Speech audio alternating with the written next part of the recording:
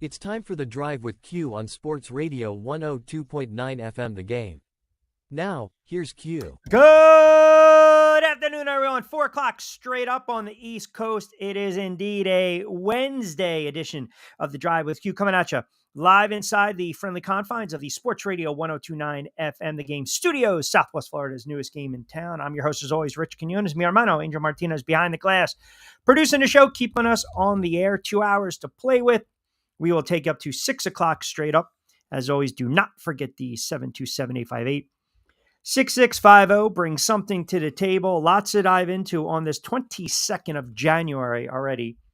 2025, as we try to get over the hump. We've got the AFC, the NFC championship games among us. Championship Sunday, an exciting time in the NFL.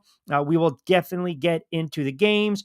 We got some late breaking news, if you will, to kind of kick things off, if you will, on this Wednesday. We'll talk NBA, 5 o'clock hour. I got to get into this conversation too with our guy Reese Wood, who does a great job with his foundation, hoops aficionado down there in Miami. Get his take on Jimmy Butler and the Miami Heat. Also, another horrible loss by the Philadelphia 76ers.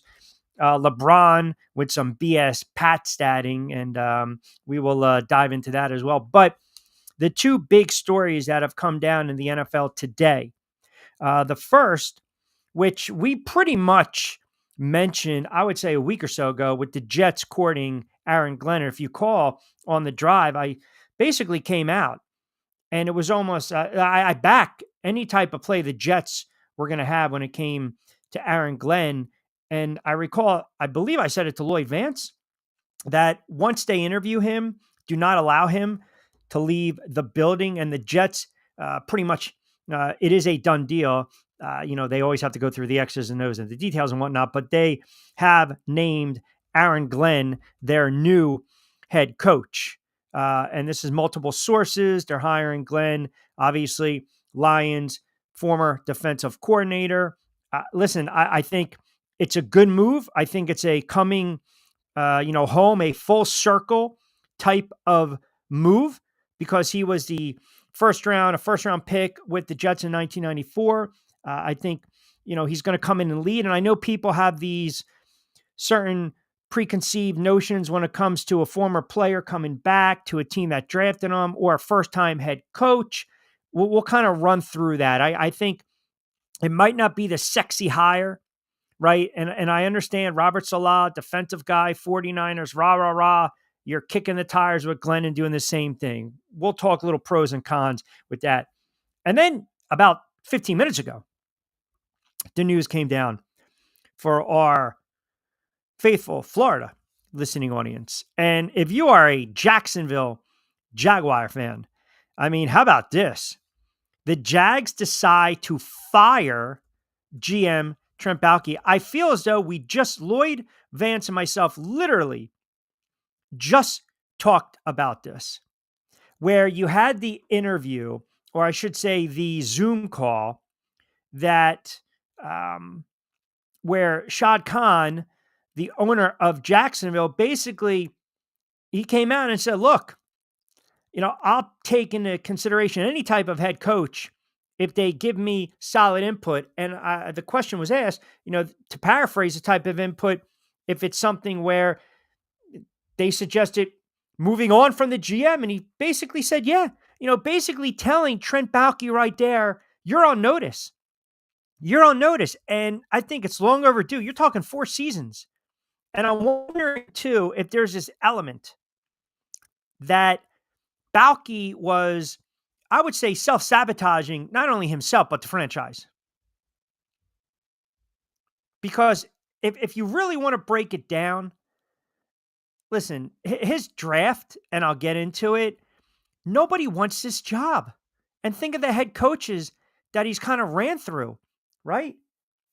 The Urban Meyer fiasco, Doug Peterson, firing Caldwell. It was just an absolute mess. So if you're a Jags fan, who wants this job? Who wants the GM? Who wants to be the head coach? Or maybe you just didn't entrust Trent Baalke to bring in the right candidates. You didn't entrust the GM to hire the right guy. And I love, again, when everyone gets fired, you're always talking about, you're waxing poetic about the former employee. If that's the case, why'd you get rid of him? I think you knew once Khan fired Doug Peterson, and he again went during that interview, it was January 6th, it was 2+ weeks ago, in a news conference, I should say, pardon me, that there was going to be a complete organizational overhaul, right? He said that afternoon in a new conference that a complete organizational overhaul would be, quote, suicide. He also said that if any coaching candidate expressed reservations about the organizational structure, i.e., working with Trent Baalke, he would be willing to address the topic. That said right there that Baalke was on borrowed time. They lost out on who? They lost out on Ben Johnson because that was one of their top candidates. So he takes the Bears job. Forget about Aaron Glenn. He's taking the Jets job. So again, Mike Grable, we knew he's going to take the New England job. Baalke was with the Jags in 2020, director of player personnel. And again, go back. Khan fires Caldwell that November. So he starts his tenure off, and if you want to call it, a good draft, even though it's yet to be seen because of the injuries and inconsistent play, Trevor Lawrence, which basically bridged Urban Meyer, who had 12, 13 games as head coach. And remember, too, they dealt with some injuries, ETN, everything.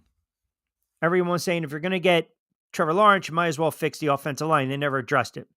So let's pry Doug Peterson away. Doug Peterson gets pushed out of Philly. We're going to pry him away because there was some buzz that Doug was looking at some other potential head coaching gigs or going back to being, on a coaching staff, coordinator or whatnot.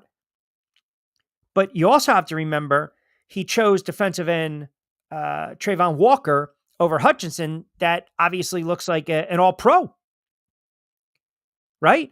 He gives Campbell a new contract. He gives Trevor Lawrence a new contract. He signs the defensive end, Allen, and it has not panned out. It hasn't panned out. 9 of his 38 draft picks from 2021 to 2024 have become full-time starters. That's not good. That's really bad. And like I said, you're drafting Walker first overall instead of Hutchinson, and everyone believed that Hutchinson would have been a cornerstone on a defensive unit. It's never good luck. And if you're unwilling to be open, if you're unwilling to criticism, if you're unwilling to bring in the candidate or the right head coach to make your job easier because of it's an ego, then you are sabotaging the franchise. And I think right now this is not a destination. We mentioned it yesterday. A couple of you guys were commenting in, what would be the best landing spot for X, Y, and Z? Would it be Jacksonville? Would it be Vegas? Would it be New York? We kind of ran through the gamut. And I don't know at this point who the hell wants to take this job. We know there are 32 of them, but who the hell wants to take this job right now? I mean, look, you don't think the Jets were a tough sell because of Woody Johnson? Aaron Glenn, it's an easy sell. You got drafted by the team. You played for the Jets. You played at a high level. You had some success. You had some lean years. You know how to handle the market. You know how to handle the media. You're coming home. Here we go. For Jacksonville, you have an owner that is just very sporadic. Maybe too honest. And the fact that he's sitting there on a conference call, press conference, if you will, that, if I bring in a guy and he really has reservations because of the GM, I'll listen to it. I mean, whoa. That's a dead man walking right there. That is a dead man walking right there. Now, what's interesting is Robert Saleh has a meeting scheduled with Jacksonville per multiple reports Friday. So right now, again, he's the favorite to land this job. Liam Cohen just pulled out. He just pulled out. So that tells you another potential candidate that wants nothing to do with Jacksonville. I mean, it's a poorly run franchise. It really is. I mean, you look at their draft picks, you look at what he's done over the last several years. Okay, Brian Thomas, wide receiver, looks to be like a stud, but you had a defensive tackle. Smith, quiet rookie year. The kid Jones, the DB,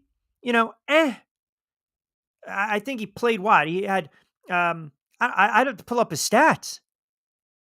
You look at 2023, Harrison, Strange. Okay, he gave you a little bit. Bigsby, Miller. I can keep going. Walker, Lloyd, and then you go back to Trevor Lawrence and ETN. And right now, that 1-2 punch. You think you have something when you draft a young defensive end, you want to see production, do you not? But this kid hasn't given him anything. He just really hasn't. He had 3 sacks, 10 sacks, and then he kind of faded this year. 10 sacks, I think the verdict's still out. But point being is, do you want the job? Do you want to deal with an owner? Think of the track record of this GM. ETN, Campbell, Lloyd, Walker, Harrison, Brian Thomas. Those are 9 of 38. So all you can do is if you're going to take this job as a GM, you can just go up because this is pretty bad. But the owner has a little bit of Woody Johnson on, right? The patience. It wears thin. And I just don't know if I would want to take this job. And I'm not sitting here telling you that the AFC South is a friggin' juggernaut. It's not. The Texans are a good team. Indianapolis, we don't know if they're sold on Richardson. Tennessee has a boatload of problems. And then you got Jacksonville.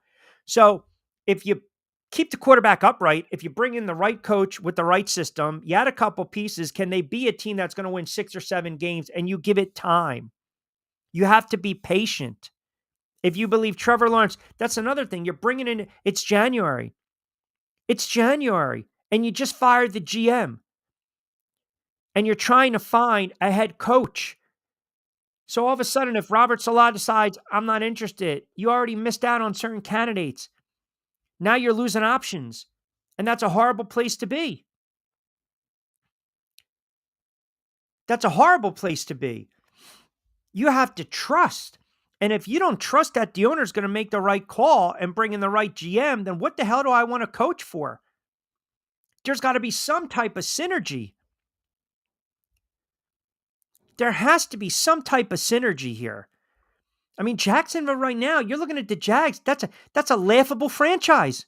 That's a joke of a franchise. And remember, too, we were talking about their cap issue a year or two ago? And the cap hit? I mean, what the hell are you going to do? Is Trevor Lawrence a franchise quarterback?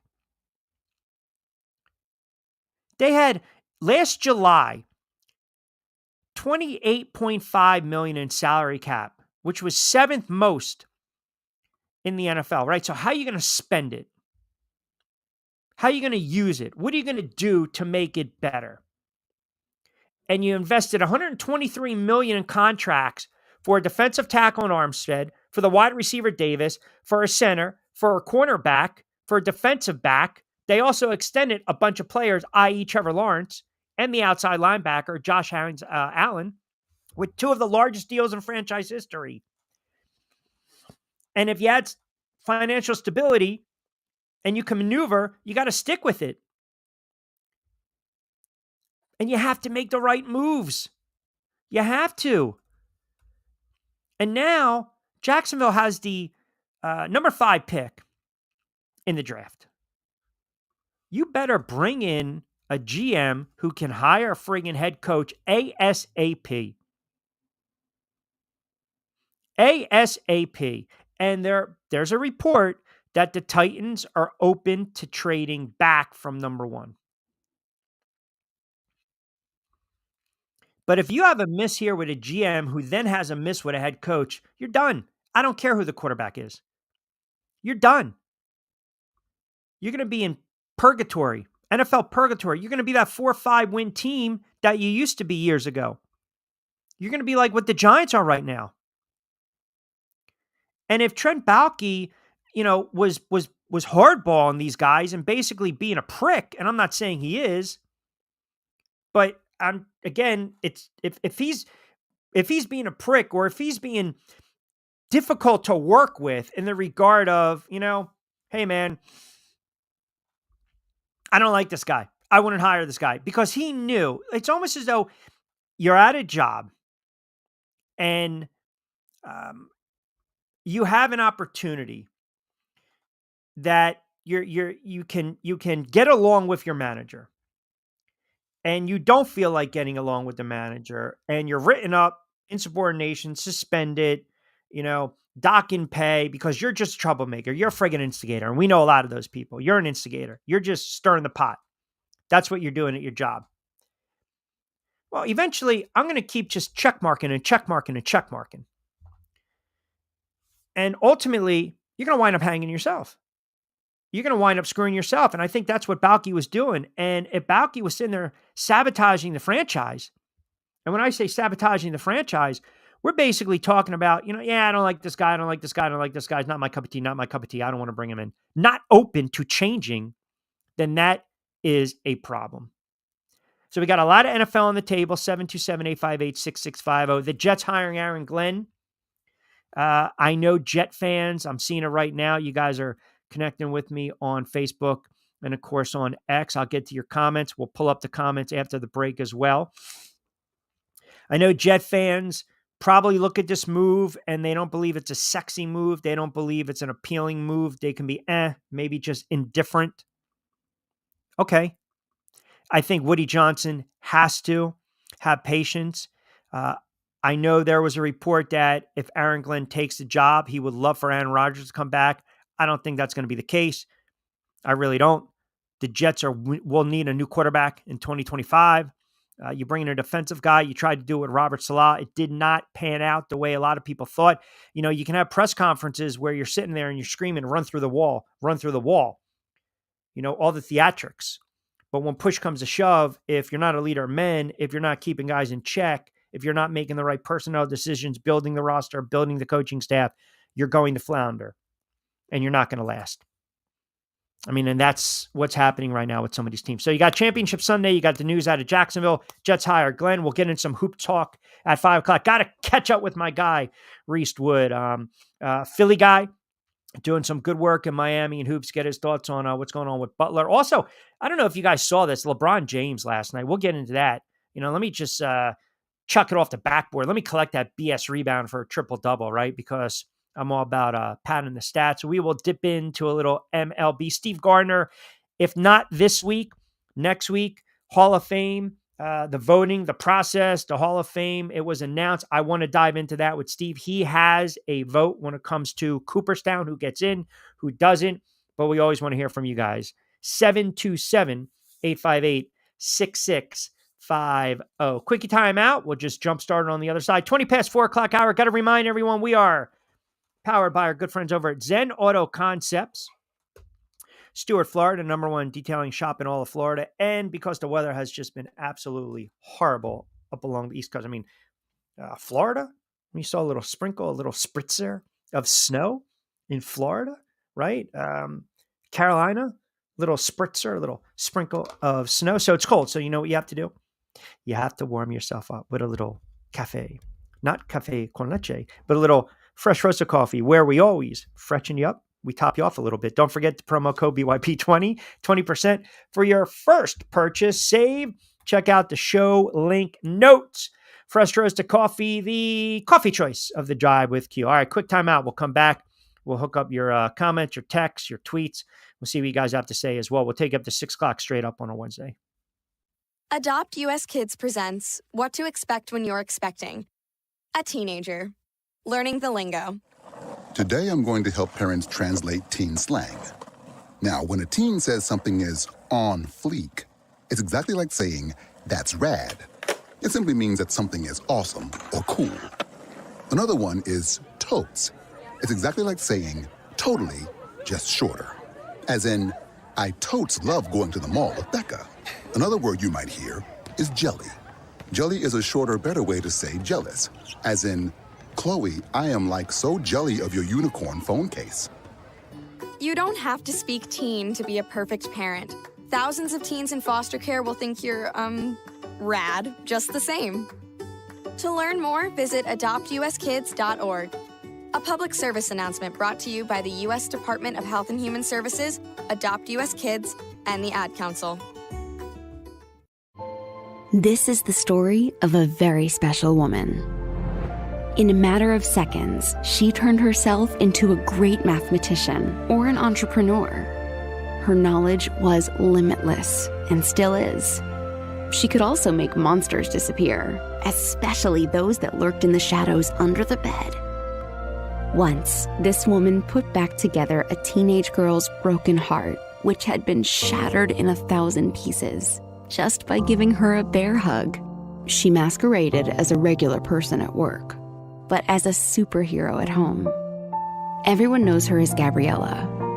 I still call her Mom. Your hero needs you now, and AARP is here to help. Find the care guides you need to help, complete with tips and resources at aarp.org/caregiving. A public service announcement brought to you by AARP and the Ad Council.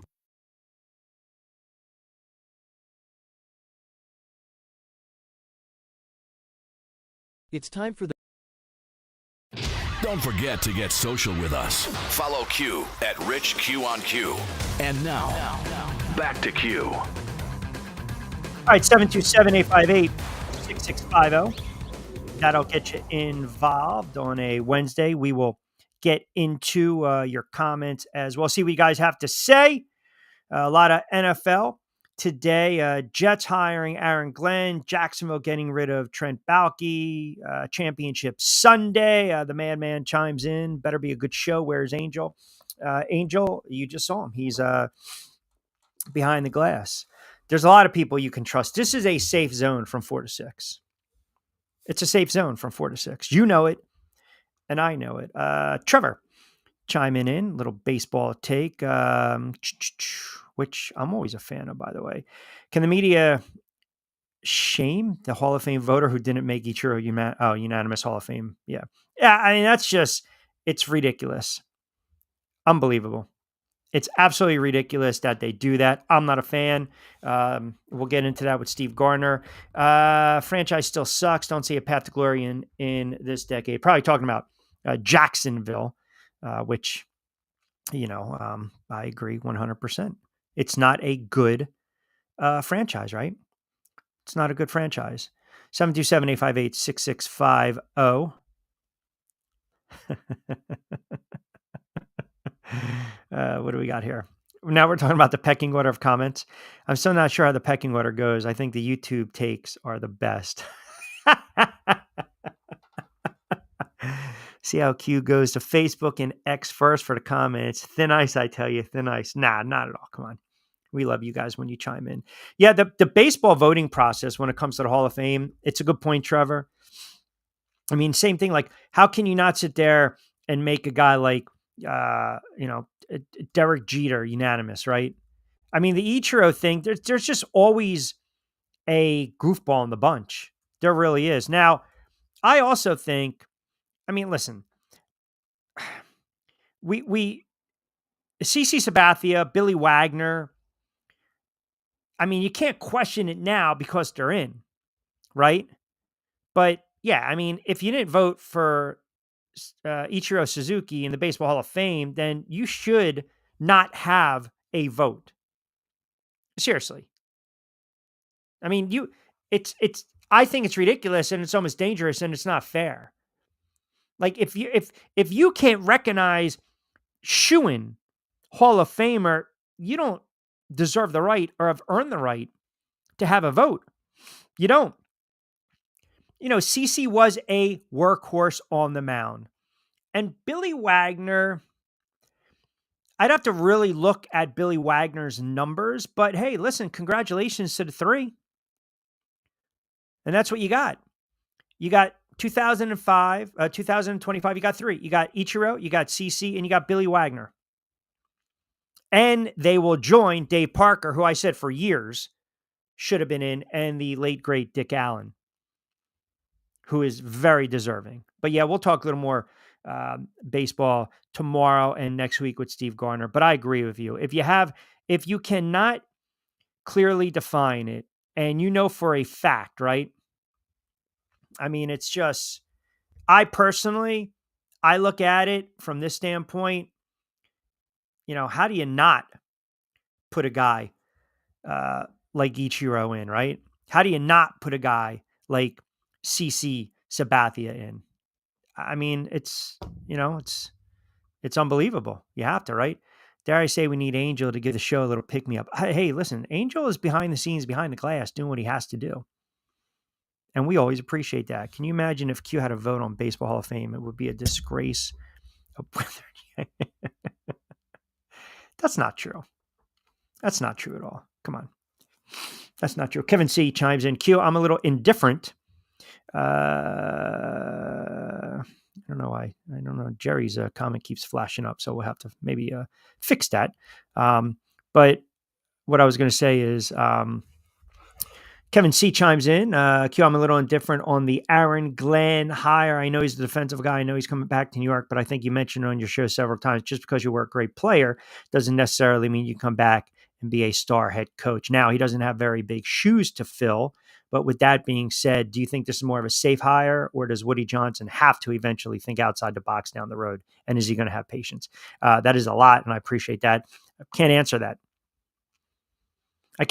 I think if you are Woody Johnson, you have to have patience. You have to.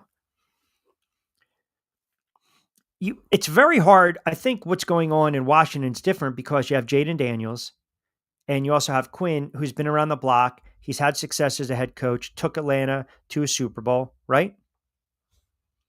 And boom. Then you turn around and we saw what he was able to do defensively with the Dallas Cowboys, and now he's with Washington, and he's a win away from taking this team to the Super Bowl, which would be just an utter ride. I mean, it would be. It would be absolutely just crazy if Washington goes into Philadelphia. And Philadelphia right now is the betting favorite to not only get to the Super Bowl, but to win it. Forget about Buffalo. Forget about Kansas City. Bettors, sharp guys believe that an NFC team is going to represent and win it. And I know there was a take too. It's funny because everything gets blown out of proportion as we get closer to like championship Sunday or the Super Bowl. We want to take every little tidbit. We want to push narratives. We want to spin it the way we want to spin it. You got 4 very good teams in the conference finals, right? And you have all these other teams that are looking around the NFL trying to figure out, okay, how do we get there?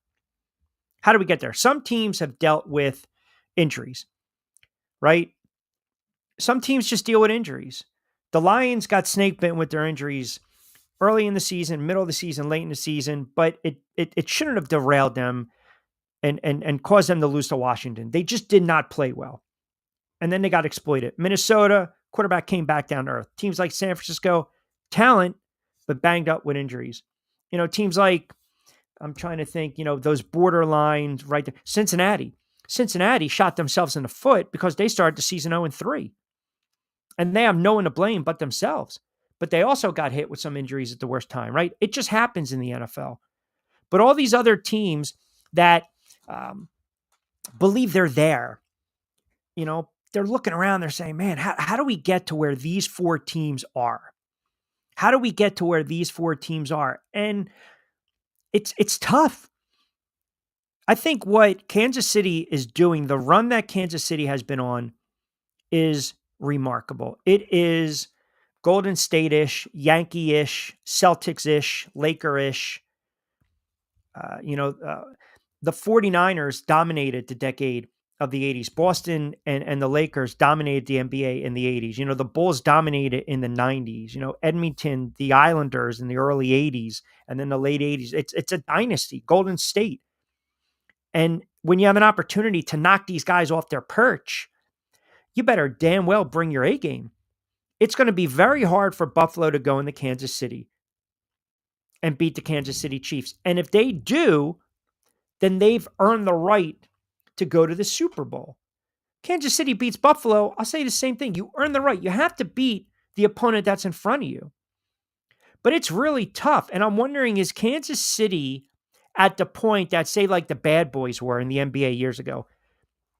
All those long playoff runs, all those long playoff runs, and just, grinding it out.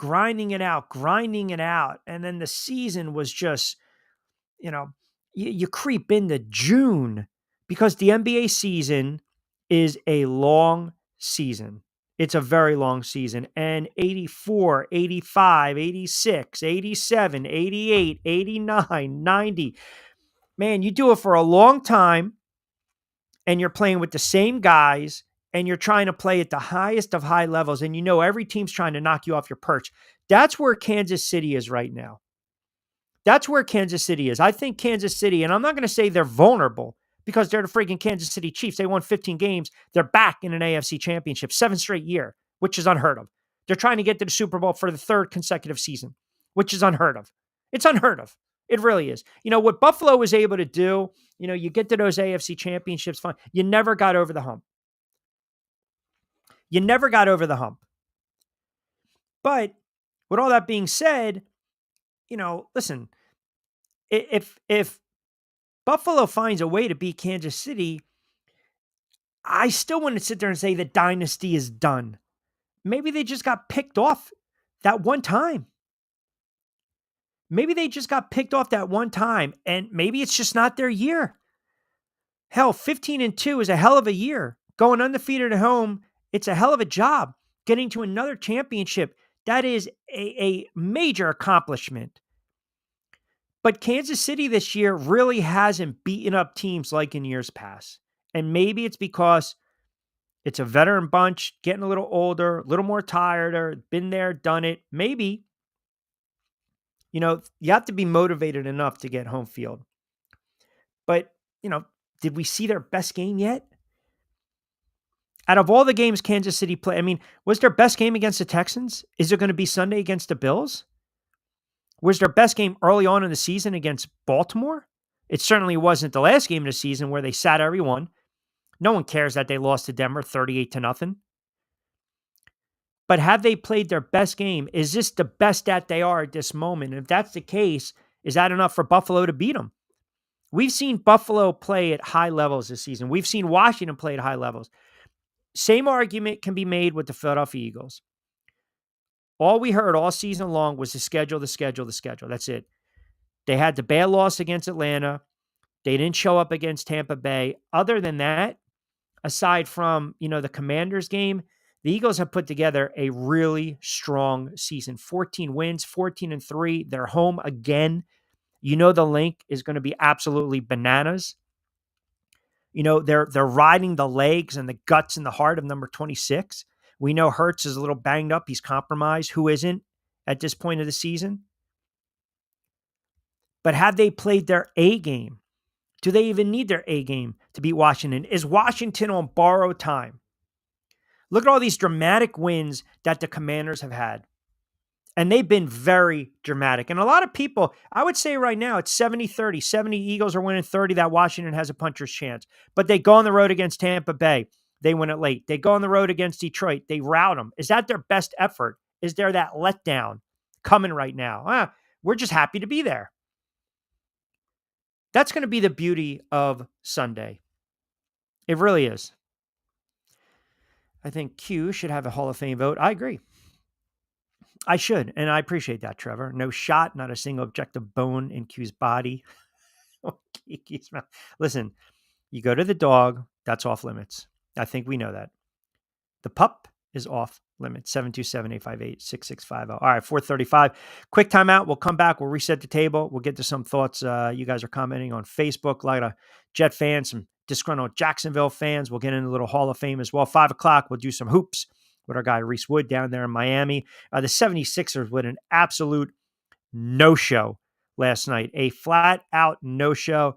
We'll save the NBA. We'll save the hoops talk in the 5 o'clock hour. But as I mentioned, NFL heavy. We'll take you up to 5, and then we'll close out, and then we'll get 60 to play with. Keep it locked in on a Wednesday edition of The Drive with Q. Hey, Dad. Your prescription will be ready in just a minute. Hey, Dad. Your laundry will be ready in just a minute. Dad, your lunch will be ready in just a minute. Hey, honey. Why don't you take a minute? When you help care for a loved one, you give them as much time as you can. making sure they're safe and comfortable.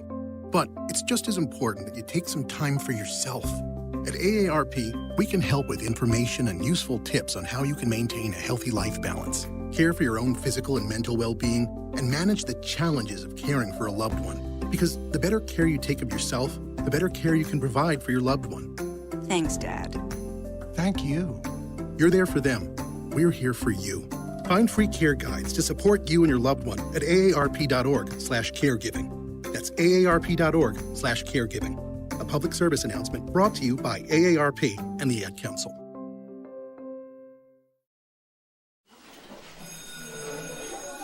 All right, class. Let's hear what everyone did this weekend. Jill? Well, I raised my older sister to a big oak tree. It was at least 100 years old. My mom said I must have set a record or something. And then we went down by a stream and perched up on this huge rock and saw all these little minnows swimming around way below us. And then I rescued my little brother from an evil slug king who was guarding him at the bush fortress. And my sister and I brought him back to our super twig fort for safety. And then we all laid out and told stories until it got dark. And the Big Dipper led us all the way home. Awesome. Where were you, Jill? Yeah. We went to the forest. It's not that far away. Anyone want to come this weekend? Ask your parents to take you and your friends to the forest this week and find the fun, adventurous you. It's closer than you think. Check out discovertheforest.org. Brought to you by the U.S. Forest Service and the Ad Council. Download the Sports Radio 102.9 FM The Game app and tell your friends that Florida has a new leader in digital sports radio. All right, 4:35. This segment powered by our good friends over at Play It Again Sports, 1450 Clemensburg Road in Deptford, New Jersey. Also, their new location in Mount Laurel. As I mentioned, NBA, top of the hour in the 5 o'clock hour. What do we got here? Jerry in the Northeast chiming in. Q, I know you're going to give the Eagles a lot of grief over the next couple of days, but as you mentioned, they definitely deserve to be in this position. We know they're a very good team. I know you're not the biggest Sirianni fan, but what does it have to say about Sirianni that he's back in an NFC championship and a win away from making his second Super Bowl appearance? That's fair. That's fair. I can't be critical of a head coach, at least not at this point, right? Who's about, if he gets a win, he's going to have an opportunity to get to his second Super Bowl. I mean, listen, I tell you that Jalen Hurts doesn't have to put up the gaudy numbers and he just wins. Sirianni is a head coach. He just wins with the Philadelphia Eagles. I don't have to like his antics. I don't think he's a very good head coach. But again, you know, he wins. He just wins. And I think that's what you're looking for. Are you not? Just give me a guy that wins, right? And when you win, you can deal with the theatrics. When you win, you can put up with a lot of stuff. Winning mask nonsense. You know, Pete Carroll, braggadocious on the sidelines. When you're winning, hey, nobody cares. You know, Robert Salah was just all animated when he was with San Francisco. He came in that press conference with the Jets and he wanted to kick down doors. Where was that guy? Where was that guy? That's one of the reasons he's no longer an NFL head coach at this moment. He's no longer with the New York Jets. Can Aaron Glenn be the guy? If we know Aaron Glenn is a defensive guy and he's a leader of men and he's going to get these guys playing, first of all, you got to have the right roster and talent in place. You got to figure out what you're going to do with the quarterback position. You have to have a sound GM. Do you not? So there's a lot of decision-making going on. Can't say the same thing with Jacksonville. You can't. You really can't. And that's a problem with the franchise. Jay in Orlando chimes in. Q, I'm not a Jacksonville fan. I'm a Dolphins fan. But quite honestly, I agree with you. Trent Baalke was definitely sabotaging. He didn't get along with the owner. The owner put him on notice, and now it's basically an FU. Yeah, but he got fired. That's the difference. That's a difference. The owner's not going to fire himself, right? And if you're sabotaging a franchise or the workplace and it's considered toxic, then you're not going to last. You're just not going to last. So I think it's a slippery slope that Jacksonville is on right now. I really do. My Commanders beat Detroit. Now vulnerable to emotional letdown against Eagles. Bills beat Kansas City. Emotional letdown against Eagles in the Super Bowl. That is a path to glory. That's not a path to glory. That's friggin' wishful thinking. That's what that is. I don't, as I mentioned it, Trevor, and I appreciate the comment, I don't believe in the NFL there's an emotional letdown. These are not 18-year-old kids. They're not. They're grown men. They're motivated. I mean, if you're a win away from getting to the Super Bowl and you can't get yourself friggin' motivated or hyped up, then you got the wrong profession, man. You got the wrong sport, brother. I mean, honestly, choose something else. I don't look at him. You can go on the road and win a dramatic game with a field goal or block a field goal or get a punt return or just a big play, miracle play. And you can still, maybe what Washington's doing, they've got some juju right now. They've got some juju. What they have is confidence. So even if the Eagles jump out to a 13-3 lead, a 13-zip lead, Washington's not going to panic. We've seen that. That is a fact. That quarterback's not going to get rattled. He's not. Same with the other side of the ball, with the AFC. Buffalo's not intimidated by Kansas City anymore. They're not. The Bills, I'm telling you, Bills relish this. The Bills want to go into Kansas City as opposed to being at home. They want to go into Kansas, the almighty Kansas City Chiefs in Arrowhead, and here you go. They never lose. Refs on your side. Here's a script. Taylor Swift, Kelsey, Mahomes, Andy Reid get back to the Super Bowl. They relish this opportunity. And when you relish an opportunity, you realize you only get one shot here. You're going to take advantage of it. You have to rise to the challenge. And I think Daniels is going to rise to the challenge with Washington. I'm not saying that's going to be enough to beat the Eagles. And Josh Allen of Buffalo is going to rise to the challenge of Kansas City. Both these games, I believe, will be very competitive. And I'm hoping they come down to the fourth quarter. I really do. I'm hoping they come down to the fourth quarter because as football fans, we want to see some high drama in these playoff games. We do. We want to see high drama. We want to see games that are back and forth, the little white knucklers, as we like to say. Even if you don't have a dog in the fight. If you don't have a dog in the fight, just give me competitive games because I'm sitting here as a Giant fan and I'm watching what Jaden Daniels is doing and I'm like, this is remarkable. And there's a little bit of not the jealousy, but the wow factor of, man, look at Saquon now behind this offensive line, right? With the Eagles. And Jalen Hurts, just steady Eddie. And then Josh Allen has an opportunity to take a franchise to a Super Bowl and do something they've never done, and that's win it. Change the narrative, flip the script. And then Kansas City, if Kansas City gets back to the Super Bowl and Kansas City wins, they are immortalized. There are so many storylines. So as a fan, I love this. I really do. Man chimes in. DeMeco Ryans in the same boat. Jury's still out on him. I think a lot of it has to do with CJ Stroud taking, well, then let me ask you this. Can't we say the same thing about CJ Stroud? CJ Stroud, look at the year that he had last season. He put up ridiculous numbers. I mean, they were beyond gaudy numbers. Everyone was taken aback. Oh my God, look at this kid. He's a flat out stud. This kid's a friggin' player. Here we go. They got a franchise quarterback. As a rookie, he put up monster numbers. We were expecting in, year number 2 to take that next jump, that next leap. We always talk about young quarterbacks, year number 2. They always arrive in year number 2. He's taking a step back, right? Has he not? So maybe it's also Stroud and also DeMeco Ryans. The jury's still out on both of them, respectively. How many times have there been trap games in the NFL? Chops are being set. The script has been written. Listen, I don't see a scenario where Washington gets blown out. If that's what you're asking me right now on a Wednesday. I don't. I think the Eagle fan knows this is not going to be a gimme game. And the Eagles fan also knows that this game's at home. So there's a little more pressure to win at home. This is not, look, if you think Washington's just going to come in and just lay down against the Eagles, they're not going to do it. That's a physical team, man. Now, listen, can you run on them? Yes, you can run on them. But they're a physical team. They're going to get to Jalen Hurts. They want to get to the quarterback. And when I say knock him out of the game, I'm not talking about cheap shot.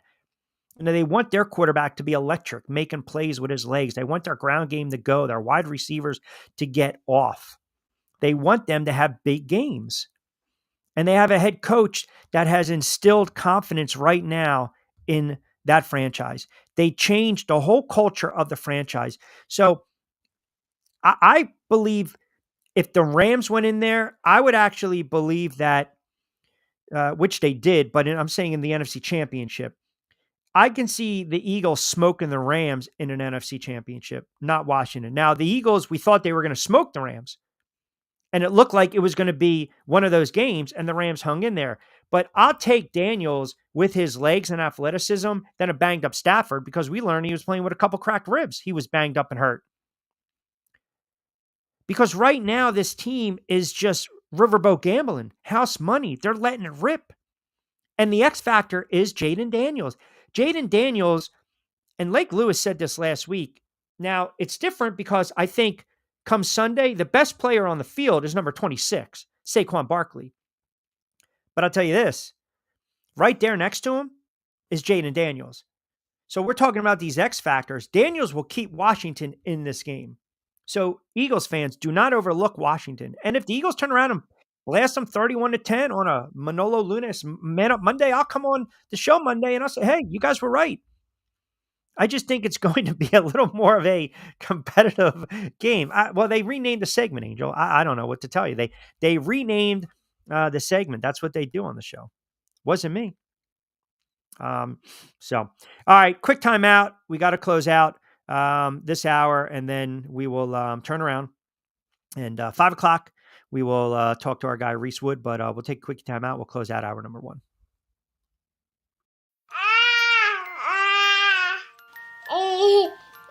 To some people, the sound of a baby babbling doesn't mean much.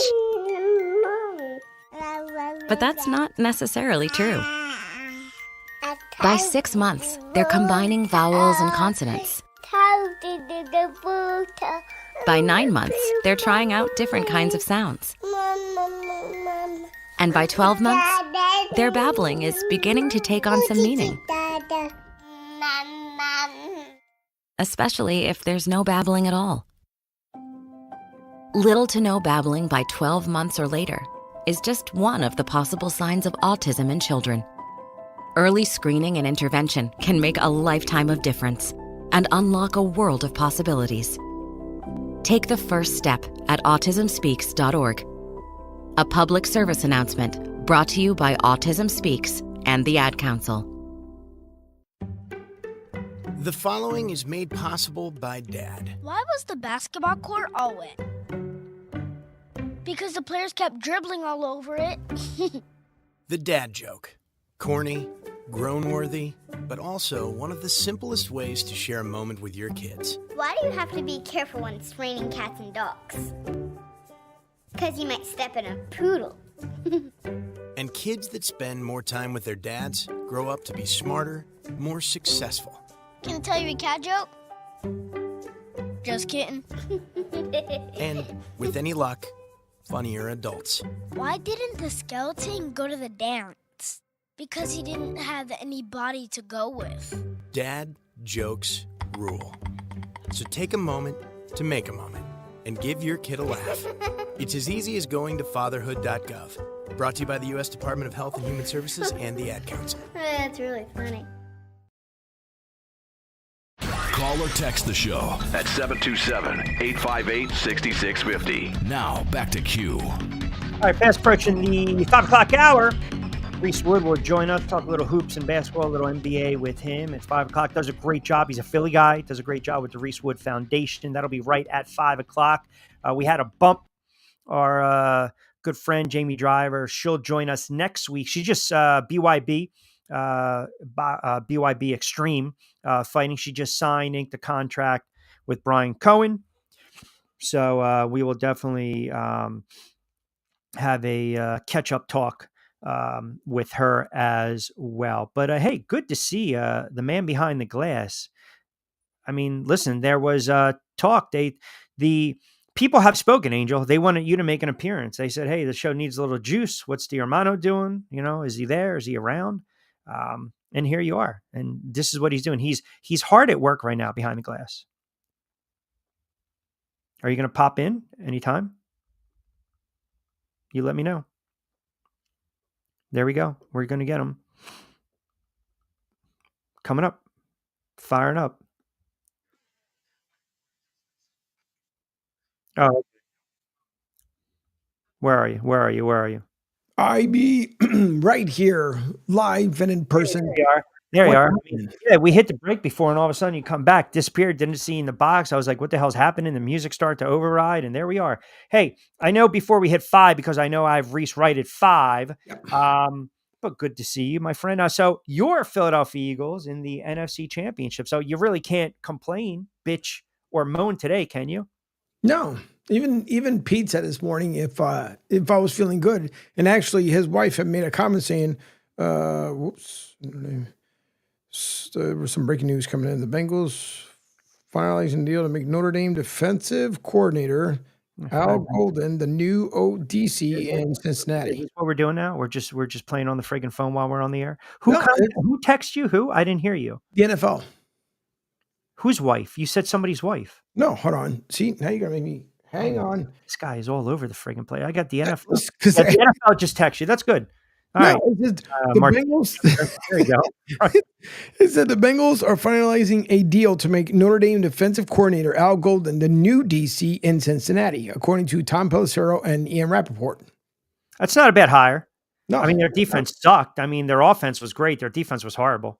Yes. But no, getting to the question you asked, Pete said the same thing too, and his wife had chimed in this morning and said that who did I replace myself with? Because throughout the season, listen, I was riding the Eagles all season long for obviously reasons that are coming up this weekend, meaning that I can't really complain other than I still have the foot on the brake. You know, I've got the other one on the gas. God, it's the NFC Championship. Just for God's sakes, man, just enjoy it. I am. That's what I'm saying. I am.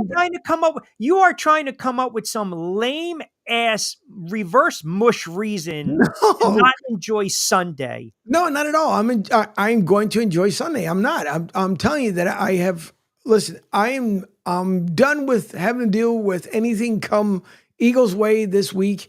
For me, you know, if obviously, as always stated, it's for the Eagles to lose.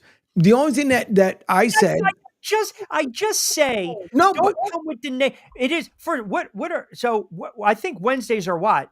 No negative Wednesday. No, I know, but what you're already coming with nonsense. No, but what I was trying to get to is what we were talking about last week. Yeah. Prior to, we said that if the Commanders beat the Lions, right? What did we say? That the Commanders will probably be the one destined to go to the Super Bowl. So they're playing with house money and they have some juju. Yes, correct. So that's where I'm trying to get to. Okay. So I know what you're saying. You're trying to in a perfect world now. You're trying to convince yourself because the Eagles are playing Washington. Washington has juju. So if the Eagles lose, you can always just revert back to, well, maybe it's just Washington's year. You know, maybe they've got this little magical fairy pixie. Yeah.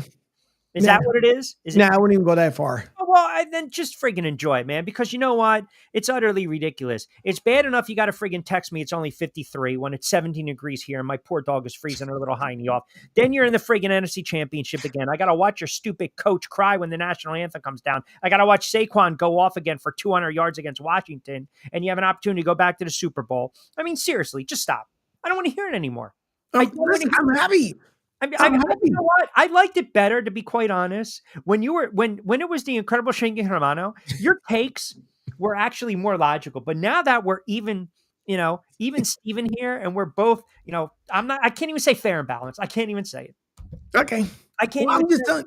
I'm happy. I don't know what else to say. Is that I'm happy. I'm happy that we're there. I'm happy that it's going through Philly. Hey, I even mentioned throughout the week, I think or maybe it's Saturday, I don't know, whatever hell day it was, I put out something saying that it felt like 2017 all over again. I'm not even going back to 3 years ago. All right. So you're going with that little juju and house money. Yeah. Kirk Cousins came to town. Minnesota felt like they were, pounding their chest a little bit. And then we just told them, hold on for a second. Give me that air. Psst, see you later. Goodbye. No, that was the NFC Championship. That was are you talking about the Vikings? That was Case Keenum. That was with Patrick Keenum. Robinson. Same difference. Same difference. Now listen, if I would have been, okay, here's the flip side to everything. If I would have been the Uber fan. I mean, honestly, Angel, I say this with respect. You're just talking out of your ass right now. You're really just, you're talking at, you are. You're literally, Case Keenum, you're talking out of your ass right now. I don't even know what to say. I'm a taken back. Okay. I'm taken back right now with this nonsense. Here's a comment from Jerry from Rhode Island. As he says, Q, maybe he's happy when he's bitching about them. That's what fishermen do. Wait, who's bitching? Wait, hold on. We need context on that. He's probably talking about me saying when I'm usually bitching about them, meaning the Eagles. Yeah, but then he threw in the fisherman, and I thought maybe that was a slight little shot at me on Sundays. But he's a fisherman. Well, he's on the boat and he listens to us, and we appreciate that. Yeah. I mean, you have to have patience when you're out there. You understand that, don't you? Yeah. Yeah, the problem is I think you're kind of spoiled as a sports fan, and that's what kind of bothers me. Eagles fans are spoiled? Over the last several years. Are you kidding me? I wouldn't call it spoiled. We're not Patriots spoiled. We might just be spoiled. That's a different animal. That's once in a generational, but you're constantly in the playoffs. It's going to be what? If you win again, it's your third Super Bowl appearance in how many years? 7, 8 years? Yeah. I mean, seriously, what are we doing here? Got to watch the friggin' Phillies again? Make them play at deep playoff runs? Yankees can't even get out of their own way? By the way, have Yankees done anything during the winter meetings since? Listen, we'll talk baseball when the time comes. I mean, I can talk about the Sixers right now and just basically rolling over against Denver last night. What a bunch of freaking dogs they are. Somebody called them out too. One of the media personalities called them out. Oh, everyone's calling everyone out. No. The head coach, if I remember correctly, Nick Nurse went off on him. No. Yeah, I know that, but I'm saying that basically the head coach from Denver was like, listen, you're getting paid to show up. You're accountable and something else. Basically, he called out Embiid without calling out Embiid. Oh, because he hasn't. I think the last time he played in Denver, Brady was quarterbacking the Patriots. That's a while. Yep. That's embarrassing. Mm-hmm. That's embarrassing when you think about it. If you're getting paid all that money and you're basically already you're pretty much saying that you're not going to play. And I got a problem with that. I really do. They gave him, that max money. They gave him a ridiculous amount of money. And look where we're at right now. The guy's just never available. That's the problem. He's never available, and it's a horrible look. It's a horrible look. And Paul George stinks. Yep. That's why I don't freaking talk about them, because they're 15-0 at this point. They're not making the playoffs. I don't care who says what. You're not going on some crazy hot streak. It's already towards the end of January going to February. If you are not anywhere near 500, you can forget about in the NBA even attempting to get there. Once again, season ticket holders, you're welcome. That's what you guys are paying for. Oh, but it's more important to make sure that Josh Harris takes care of the Commanders instead of taking care of his own Sixers, and too busy about making deals in Center City when all around it just turned out to be they're going to stay in South Philly. So, well, that's a story for another. I mean, that was a waste of a lot of money. Yep. The mayor went out way out of her way. Way. Hold on. You mean EIIGLS?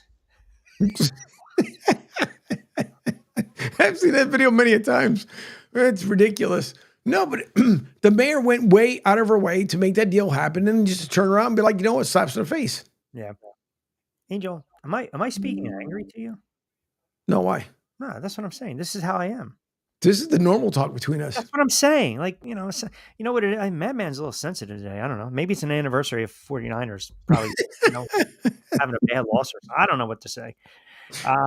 It's a great point you brought up with the city, with Philly and the 76ers. I mean, that was an absolute waste of time and money, because you knew a new stadium wasn't going to be built. Nope. No, and that's just especially where they won it. It was. Do you understand like the amount of traffic? And it was kind of logistically in Center City. yeah. Are you kidding me? Who are you Let's not forget telling? when they were making Comcast 1 before Comcast 2, and that detour of a mess that I ended up taking, it was absolutely insane. Yeah. Hey, by the way, speaking of a little hoops talk, let's welcome in my guy. You know what? He's probably enjoying the nice, warm weather down there in Florida. My man Reese Wood. What's going on, brother? Been a minute. Hey, Rich, how you doing, man? I'm doing. Are you now? You're in Miami right now, right? Yes, I am in Miami. Yeah, What's it? 60, 50? something like that today. Today the weather's not the best, but I'm sure it's better than what you got been facing. It's horrible, man. We're just freezing all over. By the way, Reese is CEO, founder of Reese Wood Foundation. It's an organization that provides basketball training to athletes as well as the community. He is a Philly guy, John Bartram High School, a big time baller as well. Yeah, I wanted to ask you, by the way, the last time we talked, we were talking about some of these movement in the NBA prior to the season. I want to get to that in a moment, but how about the current state of the Philadelphia 76ers right now, where this team looks like a bunch of friggin' dogs? No Embiid, George looks slow and old, nurses calling people out. What's going on with the Sixers? Man, if I had the answer, I could tell you. I hate to say it, especially I'm a little bit biased because one of my close friends in the world, Kyle Lowry, one of my childhood friends, and I trained him. So I hate the fact that he's going through this and they're going through this. I don't think everyone is playing up to their maximum level that they could play. I just think they need to kind of sort of just regroup and see if they can finish out the year strong and maybe make a push for at least the 7th or 8th seed in the playoffs. But in terms of what's going on right now, I can't put my finger on it, so I don't even know, to be honest with you. Is it tough though? Like when you play or you're paying these players the money that they're being made, like Embiid prior to this season already coming out talking about not playing the back-to-backs and the travel and the logistics. I mean, we talked about this. Pop started this years ago with resting players when it was Duncan and Robinson and Ginobili, and now the NBA is driven by marquee stars, period. They have to be out there if they're willing to be out there. So I know the Sixers are, you got ties to the Sixers. I get it. I respect it. Players like Embiid or some of these franchise players, when you're making 100, 200, 250 million, man, you got to be out there. I agree. I don't believe in like the old rest system as well as like taking games off. I think your love and your passion for the game has to play a factor in this. And then also you can't disappoint your fans. There's a lot of people in this world who pay good money to see these guys play. So I think you got to suck it up if it's feasible, right? Sometimes guys are just really, really injured. But if it's one of those little knick-knack injuries that you can push through, I do believe that you should play. And then also, like your competitive nature has to kick in. You don't want to have like a persona when you're in a league that you're like soft or you're just dodging people. I think you should compete at all times at the highest level possible. Well, you know what it is? Sometimes I also think teams get they're tired, right? Mentally fatigued. They're physically tired. I think that's one of the issues right now with the Sixers. You look at a team like Cleveland with Mitchell and Garland, they're putting up numbers. That's a young team.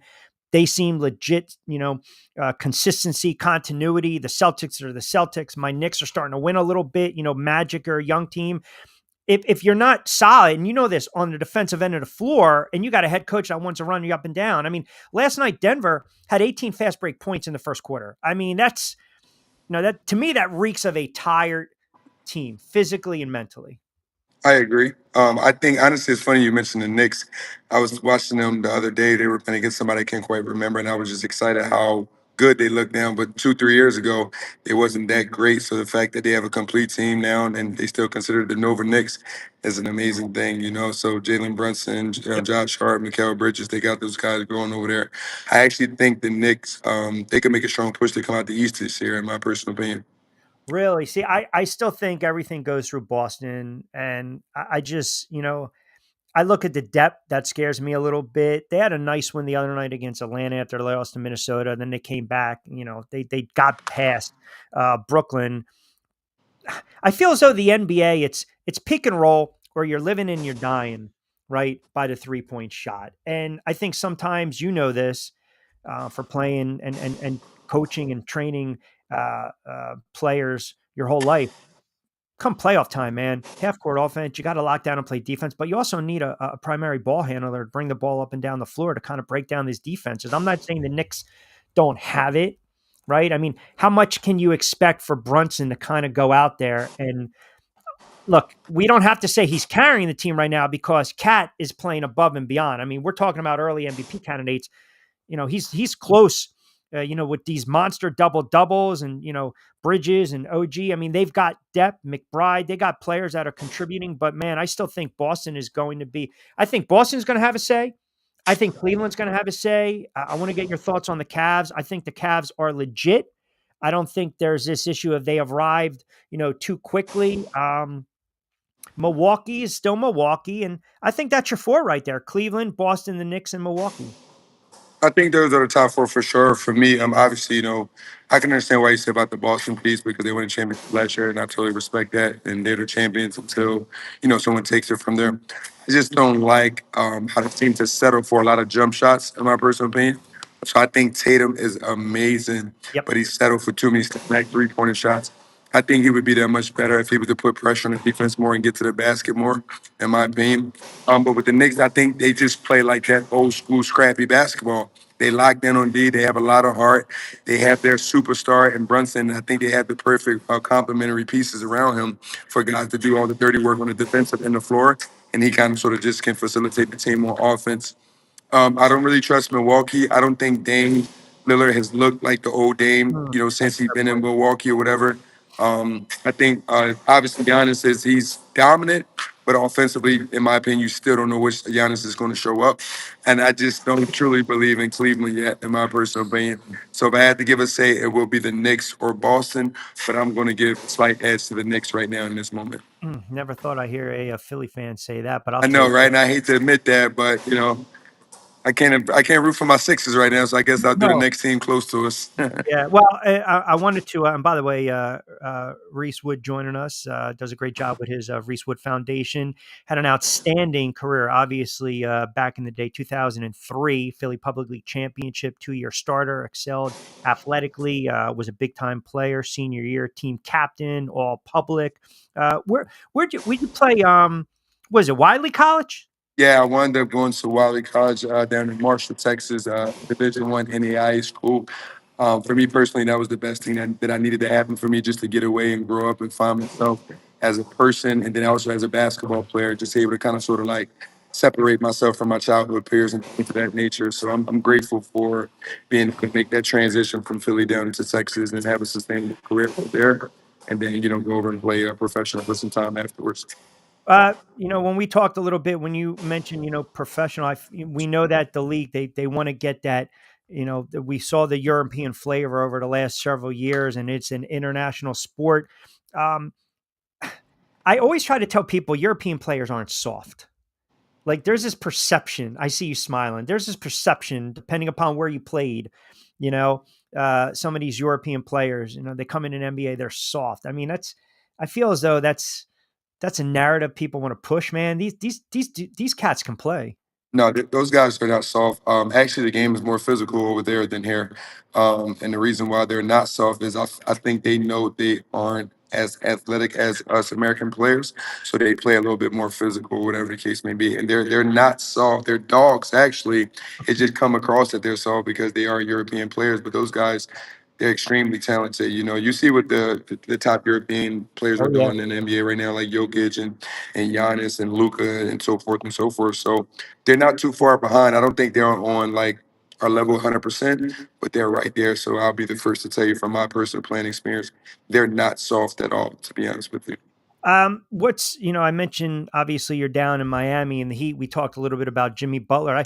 You hate to see when it comes down to this, a player that has meant so much to a franchise, and then all of a sudden in the NBA, it is a players driven league. And more times than not, we would see the head coach get fired. I don't think that's going to be the case here in Miami. It's more or less, we're going to part ways with the player, but that's tough to see because Butler has meant so much to the Miami Heat over the last several years.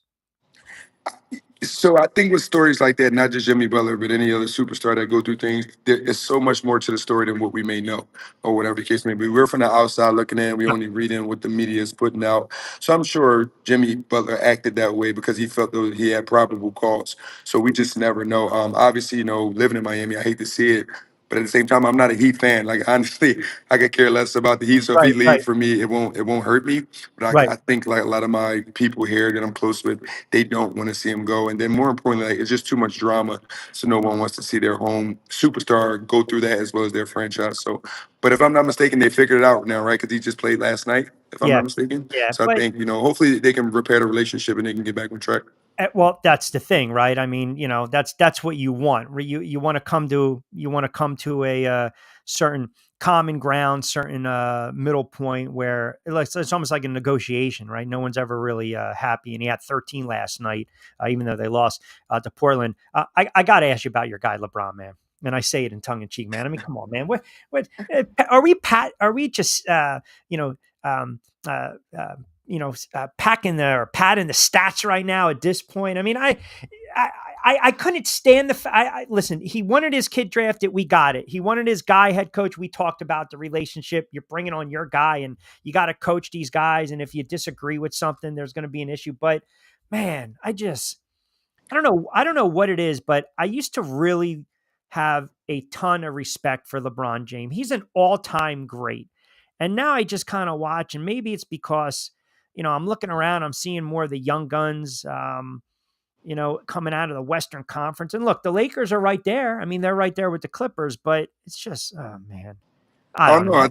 I don't think necessarily LeBron is padding his stats. I think it's obviously he still can play at a high level, right? Like you've never seen a 40-year-old still dominate Oh, that's fair. a Not, basketball game or whatever. yeah, So I feel like if a person is just being honest with themselves and their bodies talking to them, they like, look, we need to go and walk away. He'll walk away, but the guy is still dominating. I'm not the biggest LeBron fan in the world, but I respect the fact that he's still playing and still dominating and able to kind of sort of lead those young guys. But I think most people feel like he had his time already.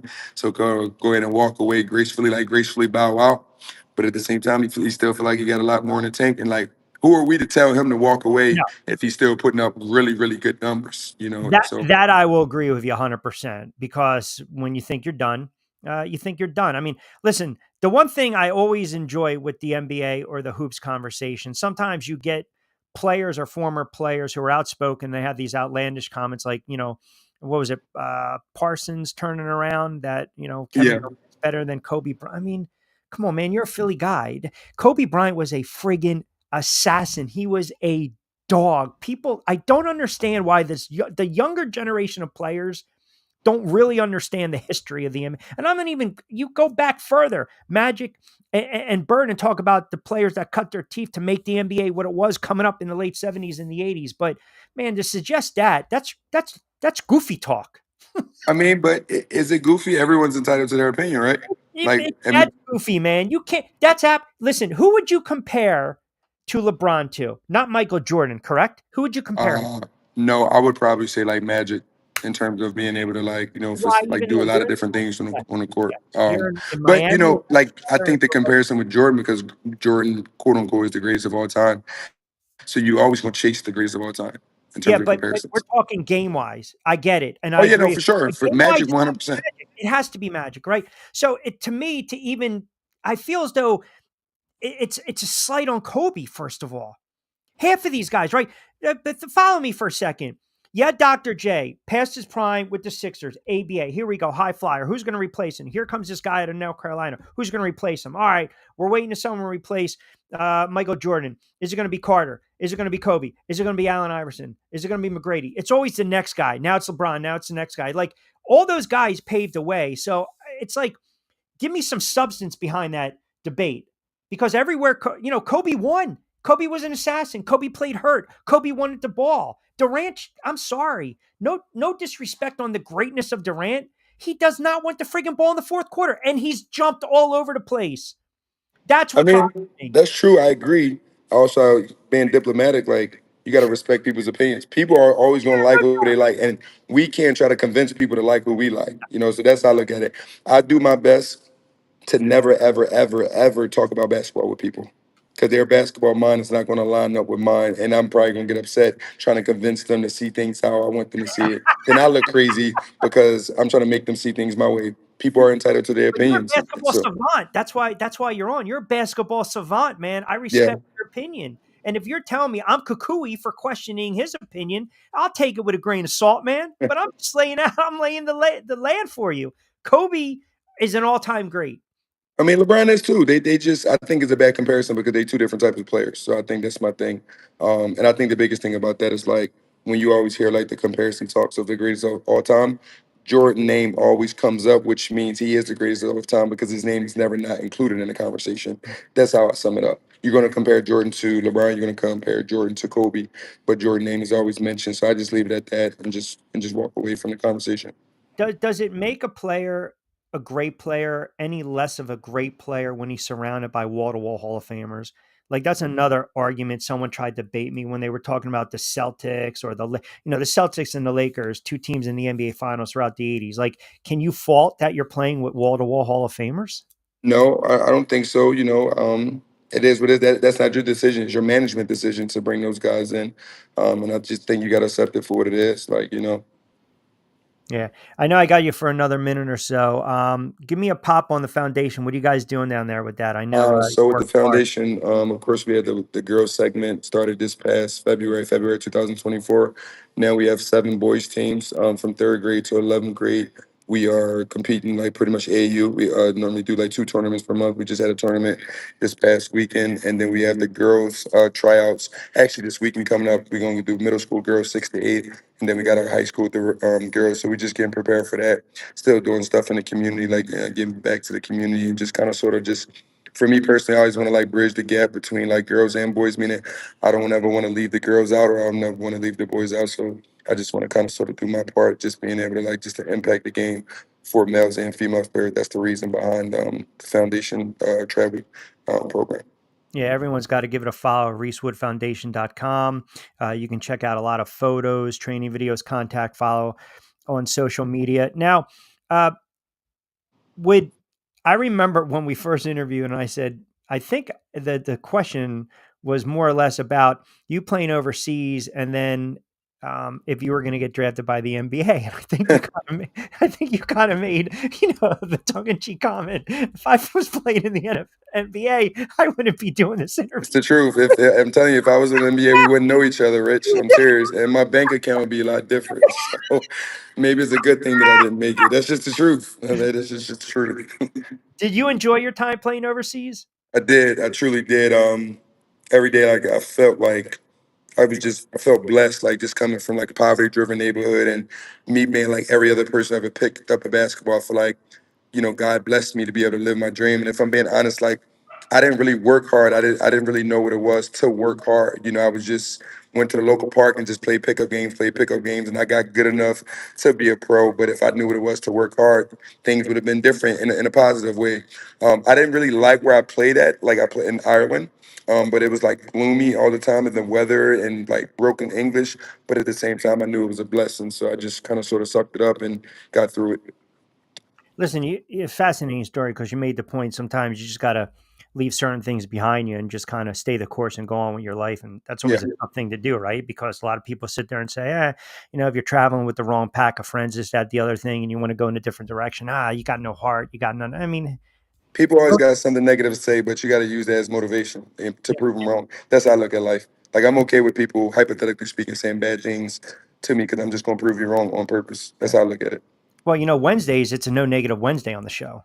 I never knew that. Yeah. Well, we try not to be negative. I mean, obviously, what some of my, texters and commenters feel that I'm too negative with certain things, but No, you're not negative as a person. I don't agree with that statement.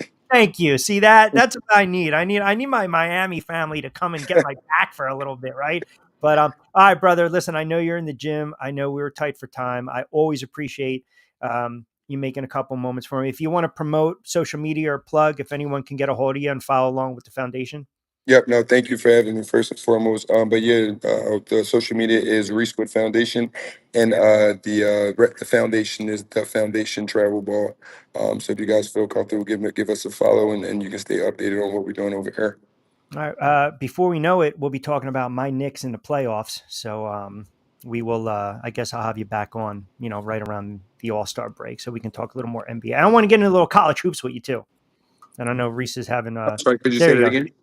Yeah, I said right around. We'll talk a little more college hoops the next time you come on. I definitely want to dive into more of the international, your experience playing overseas as well. I'm fascinated by that, and then hopefully my Knicks have a good seeding, and we can talk about the Knicks in the playoffs. We can cheers to the Knicks as well as my playing career. That's There cool we with go. me. Yes, that works, man. All right, brother. I always appreciate Thank you, that. Rich. You got it, bro. All right, there you have it, my guy. Reese Wood. He's a really, really good guy, man. Does a great job in the community. Gives up a lot of his time and energy and effort, and he's giving back. And I interviewed him in that pod. That was a couple months ago. I interviewed him. We talked a little bit about his upbringing in Philly and some bad areas and bad neighborhoods, and he just wanted to try to get out of there. And I think that's always tough to do for any type of athlete, any type of person, when you're trying to make yourself better and have an opportunity to just go and do better things. Sometimes you got people that are nipping at your heels. And that's just how it is. Trevor Harris just used it as a negotiating tool. You're talking about the Washington, right? Yeah. Well, I mean, we got to get over that. Doesn't matter if he's with the Sixers or Washington. Bring the hand check and the legal defense back. Yes. See, there we go. And I did hear that the other day. Yes, what LeBron is doing is amazing at his age. That doesn't mean I have to like it. I mean, I listen, LeBron's a great player. Mount Rushmore. All I was saying before is, for the NBA guys that listen to me religiously, your apples and oranges, LeBron to Jordan. Give me LeBron to Magic. By the way, the Sixers the other night, that's embarrassing. You cannot put that type of product on the floor. You can't. Cavs are legit. They're going to have staying power, but it's human nature to basically get tired of losing. And I don't know how many Sixers fans thought they were going to be this bad when the season started, or all these things that can go wrong. I mean, you brought in Paul George. You want an offensive boost. He looks like a shell of himself. All right, 727-858-6650. Portion of the show from our good friends over at Fresh Roasted Coffee. Don't forget, check out the show notes. Purchase 20% off your first purchase. You know why, Angel? Because we love fresh roasted coffee. And what do we do while we're having our fresh roasted coffee? What is the best phrase? I feel like this is an 80s commercial. What's the phrase that we love? What's the phrase that pays when it comes to coffee? Top you off, hun. That's exactly what they do. If you guys check out freshroastedcoffee.com. Yeah, I can't wait to get Reese back on, man, because he had a really nice career overseas as well. Just a hoops junkie, so I can definitely appreciate that. You can tell the passion that he has just from listening to him for that short amount of time, and what he wants to do with his foundation and what he's doing with the foundation altogether. But I was checking it out here on the side. I didn't want to bring it up and then throw everybody off, because I don't want him to think that we're going off when it switches in between screen, because sometimes it throws people off. But I'm looking at it. It's a really good foundation. So, good. He does really good work. He does really. I mean, look, it's time consuming to do anything when it comes to a foundation, or get funds, or get financing, or, when you're putting yourself out there for the community and you're trying to make the community better, you're taking young people and you're mentoring them. It is very time consuming. So I definitely appreciate him jumping on board. Real quick, Joe D. Summers Point chimes in. Q, you always talk about the Hall of Fame voting. Now you have a couple guys that you mentioned over the years. What's your take on Andrew Jones? So I've had Steve Gardner on, as you know, from USA Today, and we always talk about, and to Trevor's point, and a couple guys that are chiming in, if you answer this for me. If you have to ask if the player is a Hall of Fame player, does that typically mean he's not? Like if I have to ask you, hey, Angel, do you think so-and-so is in the Hall of Fame? Like, everyone will always say, if you have to ask, he's not a Hall of Famer. Right. Okay.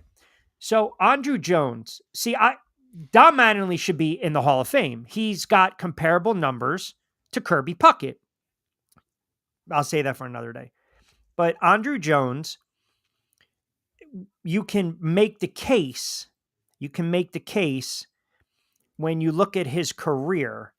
They called him up very early. Remember, he was 19 years old and he had a couple home runs against the Yankees in the World Series. I mean, the Yankees went on to win that World Series, but he went off on a national stage. He had 2 home runs in game 1, and everyone just was like, oh my God, here we go. Right.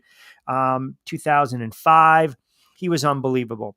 But listen, so I look at his career, and he was a 5-time All-Star, but where you would say Andruw Jones is a Hall of Famer, he was a 10-time Gold Glove Award winner. He led the league in home runs, I think, 2005. He hit close to 500 home runs. I don't care about a 254, 260 batting average. He was a feared slugger, period. He put up monster numbers. His glove, you can argue, one of the best defensive outfielders ever. Generational talent in that regard. He's not even getting a sniff. Like some of these guys are not even getting, this is his 8th year on the ballot, I believe. And I don't know what they're looking at. Like the fact that, and a couple of you guys commented, that one voter did not vote for Ichiro is ludicrous. Like if I've given you the trust to make the selection, right? To make the selection, you're a voter. I'm entrusting you with this. You've earned the right. You've covered the sport. You've written. You've gone. Whatever. Then do right by it. Like, we're just not handing out passes here for some of these Hall of Fame voters. And I think some of them, there are agendas. There are agendas with some of these media guys. There are agendas with some of these reporters. There are agendas with people that have a vote that maybe a player rubbed them the wrong way. You know, Boston couldn't stand, the media couldn't stand Jim Rice. You're going to tell me Jim Rice wasn't a Hall of Famer?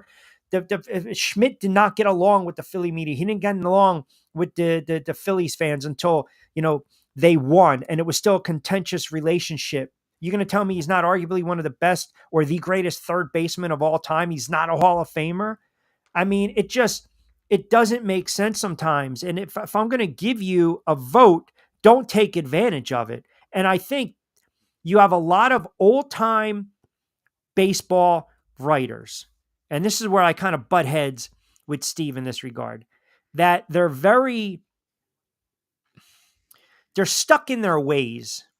Now, I pulled up Billy Wagner's stats, and I'll leave it to you guys. You tell me if this is Hall of Fame worthy. Okay? Hall of Fame worthy, mind you. So this is Billy Wagner. And Billy Wagner had a really great career. He did. But am I going to put Billy Wagner, was Billy Wagner more of a compiler late in his career? Remember, he hung around, right? He was great with the Astros, cup of coffee with the Phillies, hung around with the Mets, and then Boston, and then Atlanta. And I felt like, we're trying to get to that saves record. So he got 82%. So he's a 7-time All-Star. I think he was one time in the NL, like reliever of the year, so to speak. And I'll give you his numbers. And you tell me. This is when, what did he finish his career with? Billy Wagner stats. So he first appeared in 2016. He received 10.5% of the vote. You need 75%. That's required for election. Then it jumped to 46%. Wow. In 2021, 51% in 2022, 68%, which tells you, right? Trending. All right. I'm starting to see. And then it jumped to 73. And then in 2025, he got the 82%. So he was trending in that direction. But I'm going to pull up the stats. Again, I'm not saying he's not, but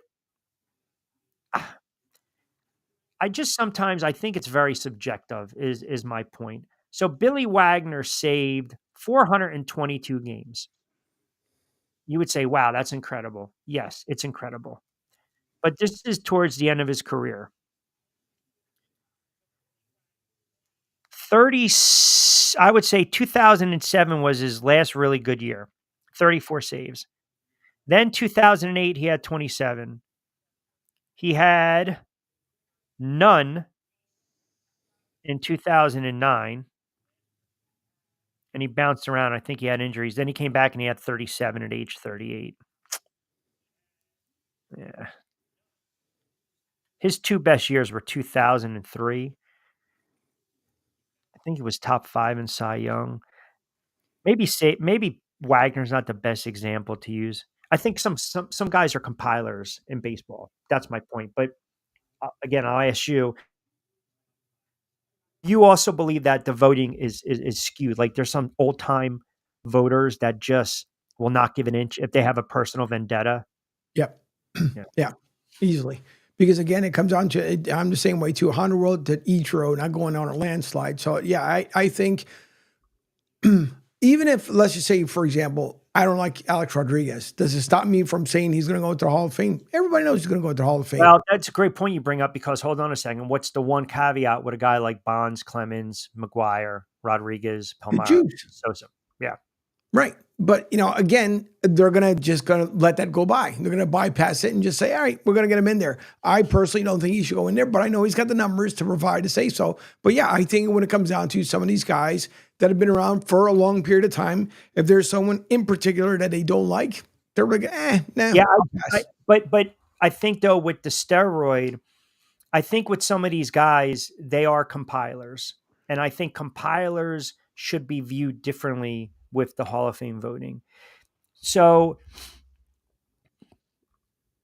Kurt Warner, Terrell Davis, they did not have the longest careers, but Warner obviously cut his teeth with the Rams, winning a Super Bowl, and then taking the Cardinals after the Giant debacle.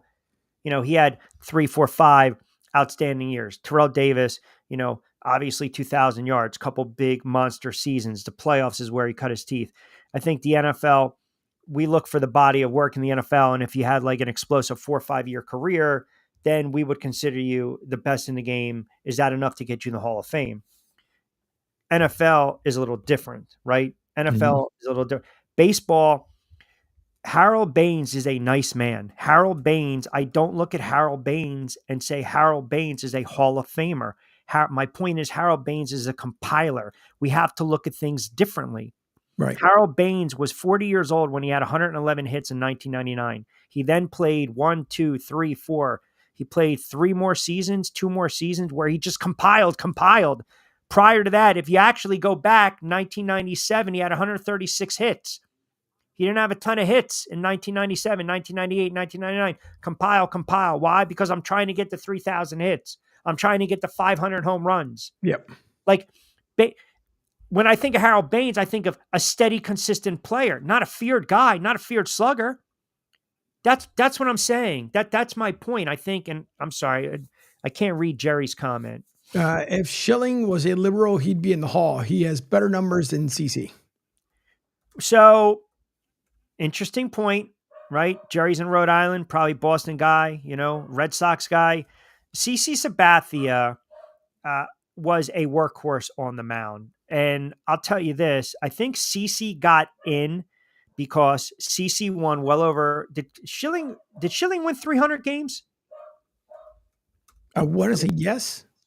I don't think Curt Schilling. I think Curt Schilling won. How many games did Curt Schilling win? CC won 250. No, Curt Schilling won 216. But here's the difference.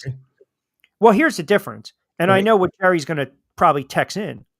Talking about the postseason. Correct. Curt Schilling made his bones, cut his teeth in the postseason. If we're going full body work, including the postseason, yeah, you would say Curt Schilling is a Hall of Famer. And to my point, maybe some of the voters look at his political views, and that's one of the reasons they're not going to stick him in. CC Sabathia, his WAR was 62. He won 252 games. His ERA was under 3.4. That's not a bad ERA. And he chewed up a ton of innings. And I also believe, and I'll have to pull it up, he had... See, I also think, Angel, if you get 3,000 strikeouts, CC Sabathia, how many Cy Youngs He won 1 or 2 Cy Youngs, and I should know this. I don't think Schilling ever won a Cy Young. Sure he did. No, Kurt Schilling. I don't think Kurt Schilling ever won a Cy Young. I don't. I think the best he ever finished was probably 2001 when he was with the Arizona Diamondbacks, because I think Randy Johnson won it that year. I think his best finish was like 2 or 3. Sabathia won a Cy Young. And I think that speaks volumes sometimes. In your top 5, top 10, I'm not going to tell you Schilling is not. But I think hanging around 4 or 5 years, right, just to kind of pad the stats, I kind of look at the whole body of work. I guess it's apples and oranges in different sports, right? I think all the steroid players should get in. When was the last time they interrupted another game or sport to watch McGwire Sosa chase a home run record? That was 1998. The hypocrisy, and it's a great comment by Trevor. Yeah, because if you take the summer of 98 away, you've lost baseball. You've lost the fans. You lost the fans. The hypocrisy is, and the contradiction is, that everyone knew these players were juicing. I mean, come on. Yeah. Everyone. But was the commissioner at the time, Bud Selig, he's turning a blind eye because ratings are up. And Trevor's right. I remember watching those last several games, Sosa, McGwire, watching it with my father, and them go back and forth, back and forth, back and forth. This is not like having the Greenies or the Uppers in the 70s, right? I mean, the Bass brothers started this, McGwire and Canseco. And then obviously it just blew up from there. And the numbers are ridiculous. You got a guy like Brady Anderson, not like Larry Sheets hitting 30 home runs in 88, but Brady Anderson hitting 50 home runs. Everyone's eyes are going to open up. We knew these guys were juicing.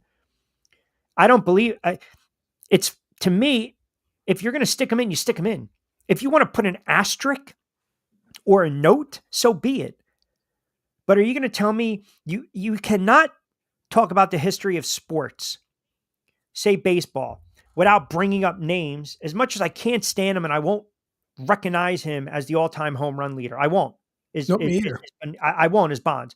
But you can't tell me the Bonds, the Rodriguezes, the Clemens, arguably one of the most dominant pitchers of our generation. You're not going to stick him in. If you're going to do it, put the little ass or a separate wing. And I think what's happening is the younger voters or the newer reporters, the media guys that are covering the sport, I think they're naive to what happened 20, 30 something years ago. And I shouldn't say naive, but maybe they don't care as much as the guy that was doing voting in the 70s and 80s, trying to make a case for Ryan Sandberg, all these years, trying to make a case for Dick Allen, trying to make a case for Kirby Puckett, still trying to make a case for Don Mattingly. The numbers are basically comparable. They're the same friggin' things. Nick and Wallingford chimes in. Q, you've been crying about this for the last 20 years since I've been listening to you on 1290 Ticket in Delaware 15 plus years ago. Let these guys in. Stop being on the high horse when it comes to steroids. We all knew they took them. I'm not saying don't. Again, let them in. I'm saying ultimately they're probably going to get in. It doesn't mean I have to like it. Right. I don't know. Why does it have to be sports? When we do voting, everything's subjective, right? In the NFL, everyone's going to turn around and just, have their, what in a bunch when it's time for my guy, Eli, and the voting process and the body of work and the resume and this, that, the other thing. Fine. So you measure quarterbacks by wins. You measure quarterbacks by championships. Certain sports are a little different. The NBA when you're elected into the Naismith Basketball Hall of Fame, I can take into consideration your overseas career, international, college, plus your pro. Baseball, I'm not talking about what you did in minor leagues. Warren Moon, with CFL, put up the numbers, and then all of a sudden, boom, the NFL. Look at his career record. What did he ever win? No disrespect to Warren Moon. I've interviewed him. I like him. Again, Burt Bylevin, I had him on the air once, and great guy. And I'll never forget, I said to him, and it's funny. I said, with all due respect, I looked at your numbers and I don't think of you as a Hall of Famer. And he chuckled and he literally, I'm kind of like tongue in cheek, was, you watch baseball? And I said, yeah, I watch baseball, but I said it in respect. And I got him on as soon as he got in. I was happy for him, but I have to be fair. Like Burt Bylevin was a compiler. He was a compiler. He was an all-star one time, two times. I'm not going to take away from his career. He was 30-something games over 500, but he compiled his way to get to almost 300 wins. Now, I can make the argument that Tommy John is a Hall of Famer. Because without him, we're not talking about Tommy John surgery and him coming back. You look at his numbers, gaudy numbers. Guy won 288 games. Almost won 300 games. There's a surgery named after him. Tommy John. Tommy John. Yep. I think it's so subjective. I think it's very subjective. Well, is it a time for a change then for some of these, I guess, older Hall of Fame voters that have a nod in the game to say, you know what, maybe it's time for you guys to kind of step away, because it is, there are some guys that have, they've been on the ticket, for 7 times, I think 8 you're out. And how in the world are you not at this point telling me there's some guys who did everything by the book and they're still not in because you just have this thing against them? It's, very good point here, right, Jay? Talking about Murphy, Mattingly, Keith Hernandez, NL MVP, Dwight Evans.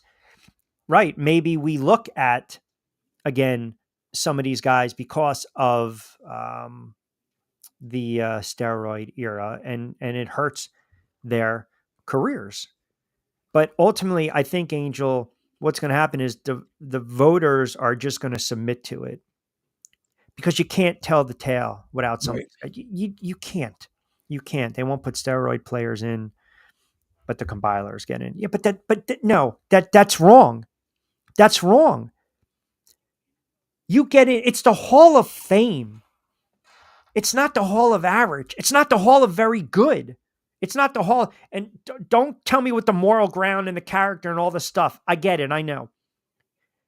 I'm the one that for years, I turned around and I would argue with Hall of Fame voters.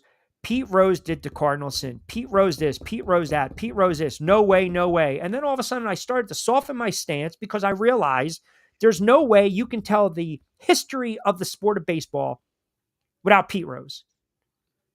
Yep. And if Pete Rose would have been contrite, and if Pete Rose was on Nightline back in the late 80s and basically admitted to what he did, Pete Rose most likely would have had a better shot of getting in while he was alive. And I stand by this.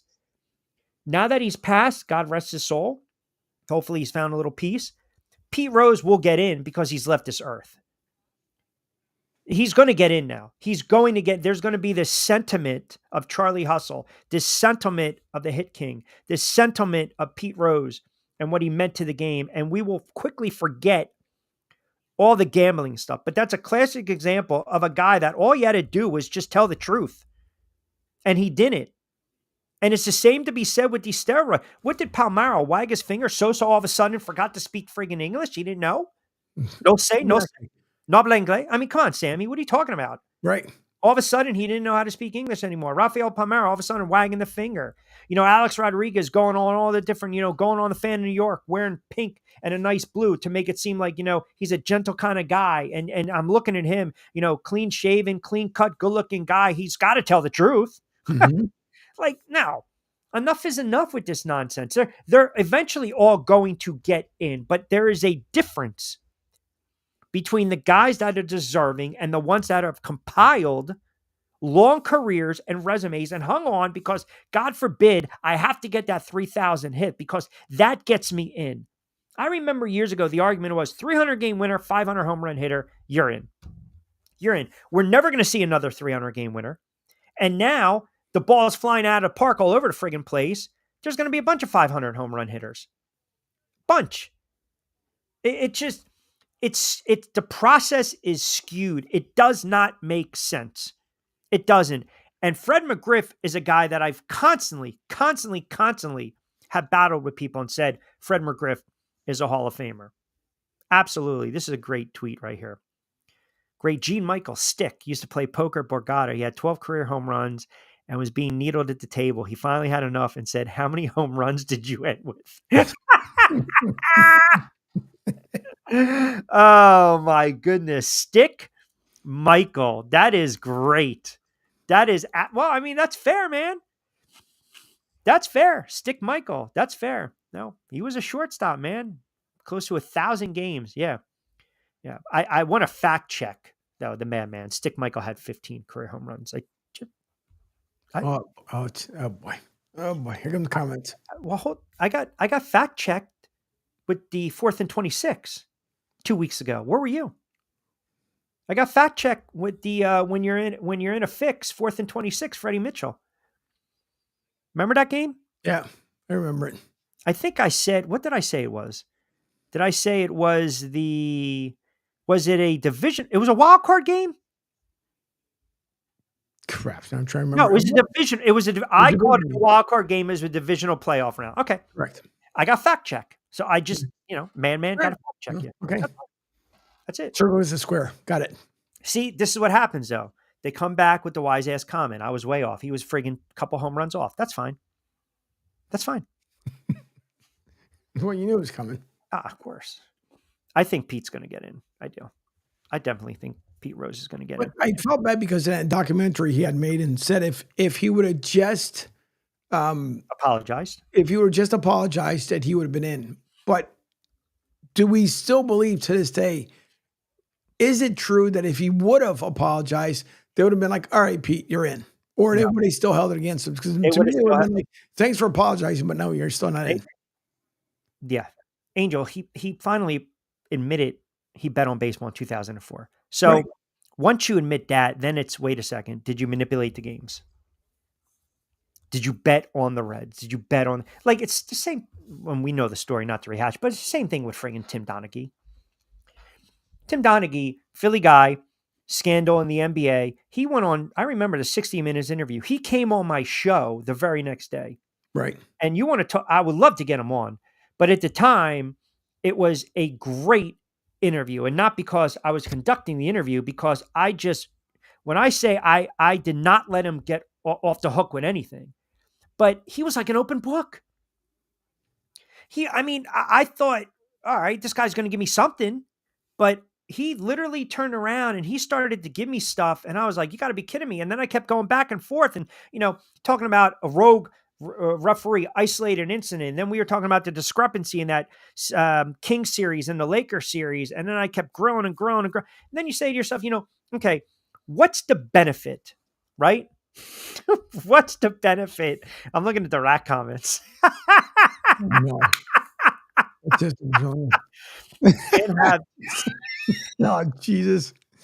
What's the benefit of, put money on some of these games? Like, okay, did you see they're killing Marcus Hayes? Did you see that on social media? Yeah.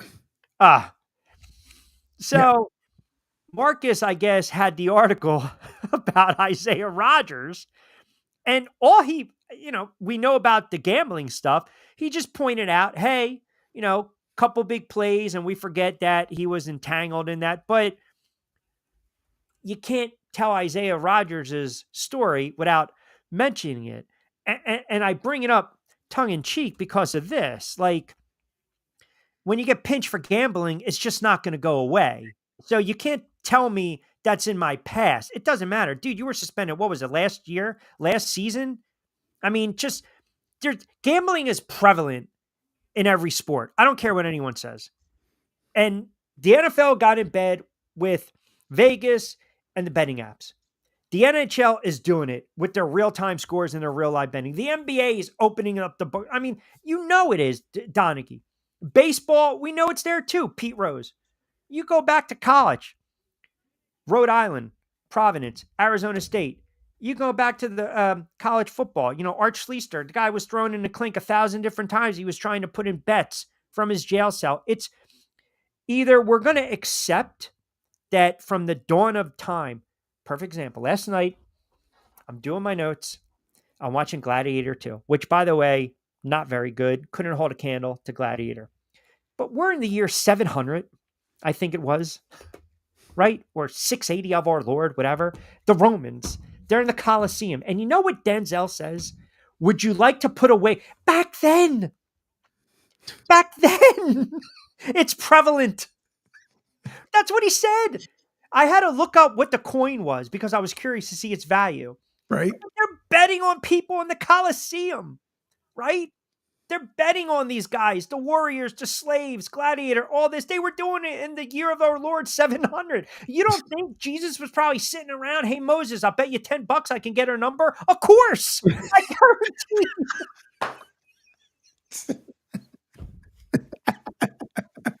I'm telling you.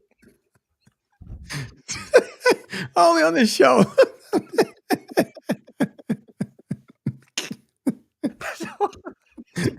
Did you also have a beeper go along with it? Oh, hold on, G. I gotta take this one. I'm telling you, she's pretty cute. Maybe I'll see her at the Last Supper.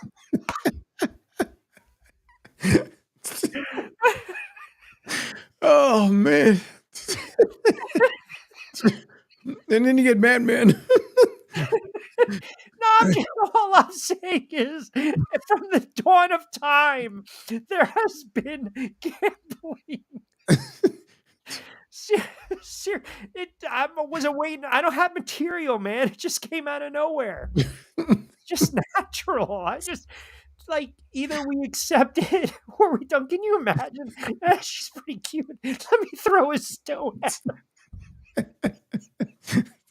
her. Oh boy. That's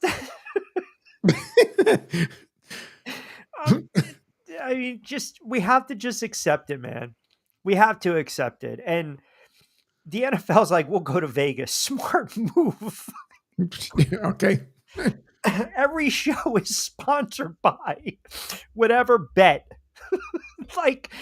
And we're going to suspend these guys for gambling. It's going to be a negative. Like, look, if you're an athlete and you're making millions of dollars, I'm sorry. I'm just looking on Facebook. People are like, you've gone off. What's the motivation? Like, we would know if Isaiah Rodgers put $1 million on the game this weekend. We would see the movement in Vegas. It would be dictated by the line. Period. But, for a couple thousand, 25, is it worth it? What's the incentive here? Like, if you're going to open up fantasy football, that's a form of gambling. It is a form of gambling, period. It just, I don't know. Oh boy. Here we go.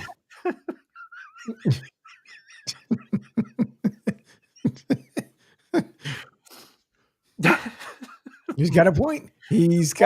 Marcus in Delaware is listening on the app, and he said, I literally almost ran off the road when you said, hey, Moses, I'll bet you $10.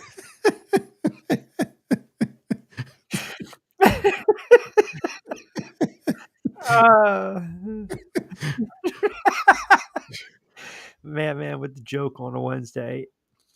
We just need to accept certain things. That's going to be one of those moments I'm going to be thinking about something later on. Hey, Moses. I'm serious, man. I got one more guest. Oh, that's it. The Last Supper. All the tables are full. That might have to go on a shirt on the merchandise that's coming up. Nick and Wallingford, Q, got tears and a bellyache. Very funny stuff. But I'll say this. If you look at Pete Rose's career, you're right. You can't tell the history of baseball without Pete Rose. He will eventually get in. There's a difference between the compiler, the short span burst, like Mattingly, if he doesn't have the back issues, best player in baseball, stick him in. Compiler, I have to really look, were you a threat? Were you, the best quarterback, top 10, top 5? Were you a feared slugger?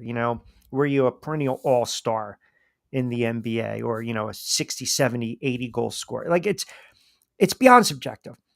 But now, because we have social media and everyone's pushing, everyone's writing their stories, pushing their narratives, trying to back it up. Like I can spin, you give me any player, I can give you the pros and cons. I can spin it any way you want. I can push my own narrative. I can, by the time we're off the air, make you believe, make you agree with me that X, Y, and Z should be in the Hall of Fame. And you can most likely do the same thing to me. It's how you push and position the numbers. We're talking different eras. We're talking about what stadium they played in, bad weather, good weather, warm weather, short porch, left field, right field, short deck. Doesn't matter. It does not matter. Like, is Brady any less of an all-time great because he played in a horrible AFC East? Of course not. He was just leading the Patriots to Super Bowl year in, year out. It does not matter. But someone in their right mind, some goofball, is not going to vote for Tom Brady because they're going to look at the phone, Deflategate, Spygate, because that's just how they are. You're going to tell me the story of the NFL, you're going to write it without number 12? That's utterly ridiculous. It's ludicrous. They can always find something, like the jackass that decided I'm not going to, whatever he decided, he or she, I'm not going to vote for Ichiro. Yeah, because, he was not a good player. He didn't change. He wasn't the face of baseball for years. Okay, whatever. It's just, I want to be clear with this. The players, we can mention a lot of them. All I'm saying is go back. It's like almost a homework assignment, and you will see borderline guys, and you will question, man, Rich, he might have been right with this, or he might have been wrong. And I think every sport is different, the way they look at it. Randall Cunningham, it's a perfect example. Yeah. I would put Randall Cunningham in the Hall of Fame before I would put Donovan McNabb. I sure would. And Randall Cunningham had that arc when he was basically back in Nevada, cutting glass, and then he went to Minnesota and he put up monster numbers. But Randall Cunningham would torture Giants. I mean, it's, you're talking about the running quarterback, the dynamic weapon. I remember that that cover of SI, when all of a sudden, Carl Banks tries to go low Monday Night Football. He looked like Plastic Man, gets up, slings right in the back of the end zone to Jimmy Giles. And of course, the Eagles beat the Giants that night. I mean, Randall was special. He was special. And, now we see that in the last 10, 15 plus years, the athletic, the running quarterback, the guy, the game, Daniels, he might be a Cunningham when it's all said and done, Lamar Jackson and these guys. So yeah, you can look at their body of work, but the issue with the NFL a lot of times is you can have a hell of a career, really a hell of a career. But if you don't win, it's frowned upon. And that's not fair. Like Dan Marino is not any less of a quarterback because he never won a Super Bowl. Dan Marino, right? Remember, he could manage his wide receivers. You got to cut in, you got to cut out, the hand gesture, not the Isotona gloves commercial. Correct. Right. So hell of a quarterback, Hall of Fame quarterback. Right. And, Elway went to those Super Bowls, went to those championships, finally got a ground game, finally got a running game, and a battery main Terrell Davis, won Super Bowl, narrative perception changes. John Elway, here we go, top 5. So it's pick your poison, folks. That's just the way we look at it. All right, we got to start off. I can't even read some of these comments. Seriously. Well, no, the hand with this is Marino, Joey. That's what Dan Marino would do. When Dan Marino would get aggravated because a wide receiver ran the wrong route.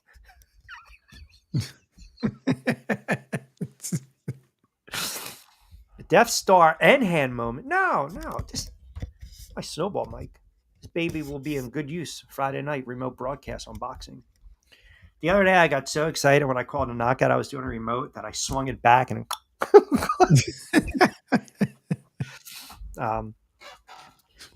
but yeah, I'm glad you guys got a good kick out of the most. All right. Good stuff from two Zimas. Nah. Coming back old school. I mean, you're talking, walking with the flannel and the Knicks hat. I mean, 6. Already done 2.5. A little smoking and joking outside before I waltzed in. Just a little bit. Tell you, I'd never paper bag the Zima though. That's a weak ass look. I'm the Mad Dog, different. The Zima, I'm not brown bagging it, and I don't even want to know. Let's just end it on that. Good stuff from Reese Wood jumping on board. Appreciate him. Don't forget to check out the Reese Wood Foundation. It's a Wednesday. Who's coming up tonight, Angel? Give us a. Do we get a segue into the content that'll be airing later on this evening? Sure. Talking Hoops will be coming up at the end of the network time. Oh, Jesus. Yeah. We'll be coming up at 8 p.m. from 8 to 9 p.m. That's Coach Johnson, Coach Mack, and Doc Riley. So we'll be talking hoops, NBA, WNBA, and G League Babies Talk. And then right after this show is Beavs World from 6 to 7:30. Jesus. From 6 to 7:30 p.m. So right after the Drive with Q is Beavs World, as we'll be talking a little Ohio State as the Ohio State, as he absolutely cannot like whatsoever. So we'll get into that. We'll get into the latest breaking stuff that went on. And the other thing that'll be coming up, hopefully maybe if not by the end of this week, the beginning of next week, the merchandise store will be open. Oh, a lot of good stuff. That. Get your credit card ready to swipe that bad boy. Cart. Oh, sorry, Joey. Cart. A little merch. Maybe I should come up with that, the Jesus and Moses bet. That's why I said I got to put on a t-shirt. Hey, listen, you never know. Some of the comments might end up making a t-shirt. You never know. Ex-Madman, Trevor, We have to speak to our legal counsel first. Yes. Make sure we don't get screwed on a couple things. So, all right, brother. Good to see you. We'll be back in the saddle as always. Tomorrow on a Thursday, a lot of NFL. Talk a little more of the baseball from 4 to 6 for mi hermano Angel Martinez, keeping us on the air as always. Keep it locked in the rest of the night. As Angel mentioned, great content coming. Don't forget to download the SR 1029 FM app. Jabe's coming up next. Keep it locked in. We will talk to you tomorrow. As always, I'm Rich Quinones. Enjoy your Sports Wednesday. Be safe, be sound. Hasta luego, buen día.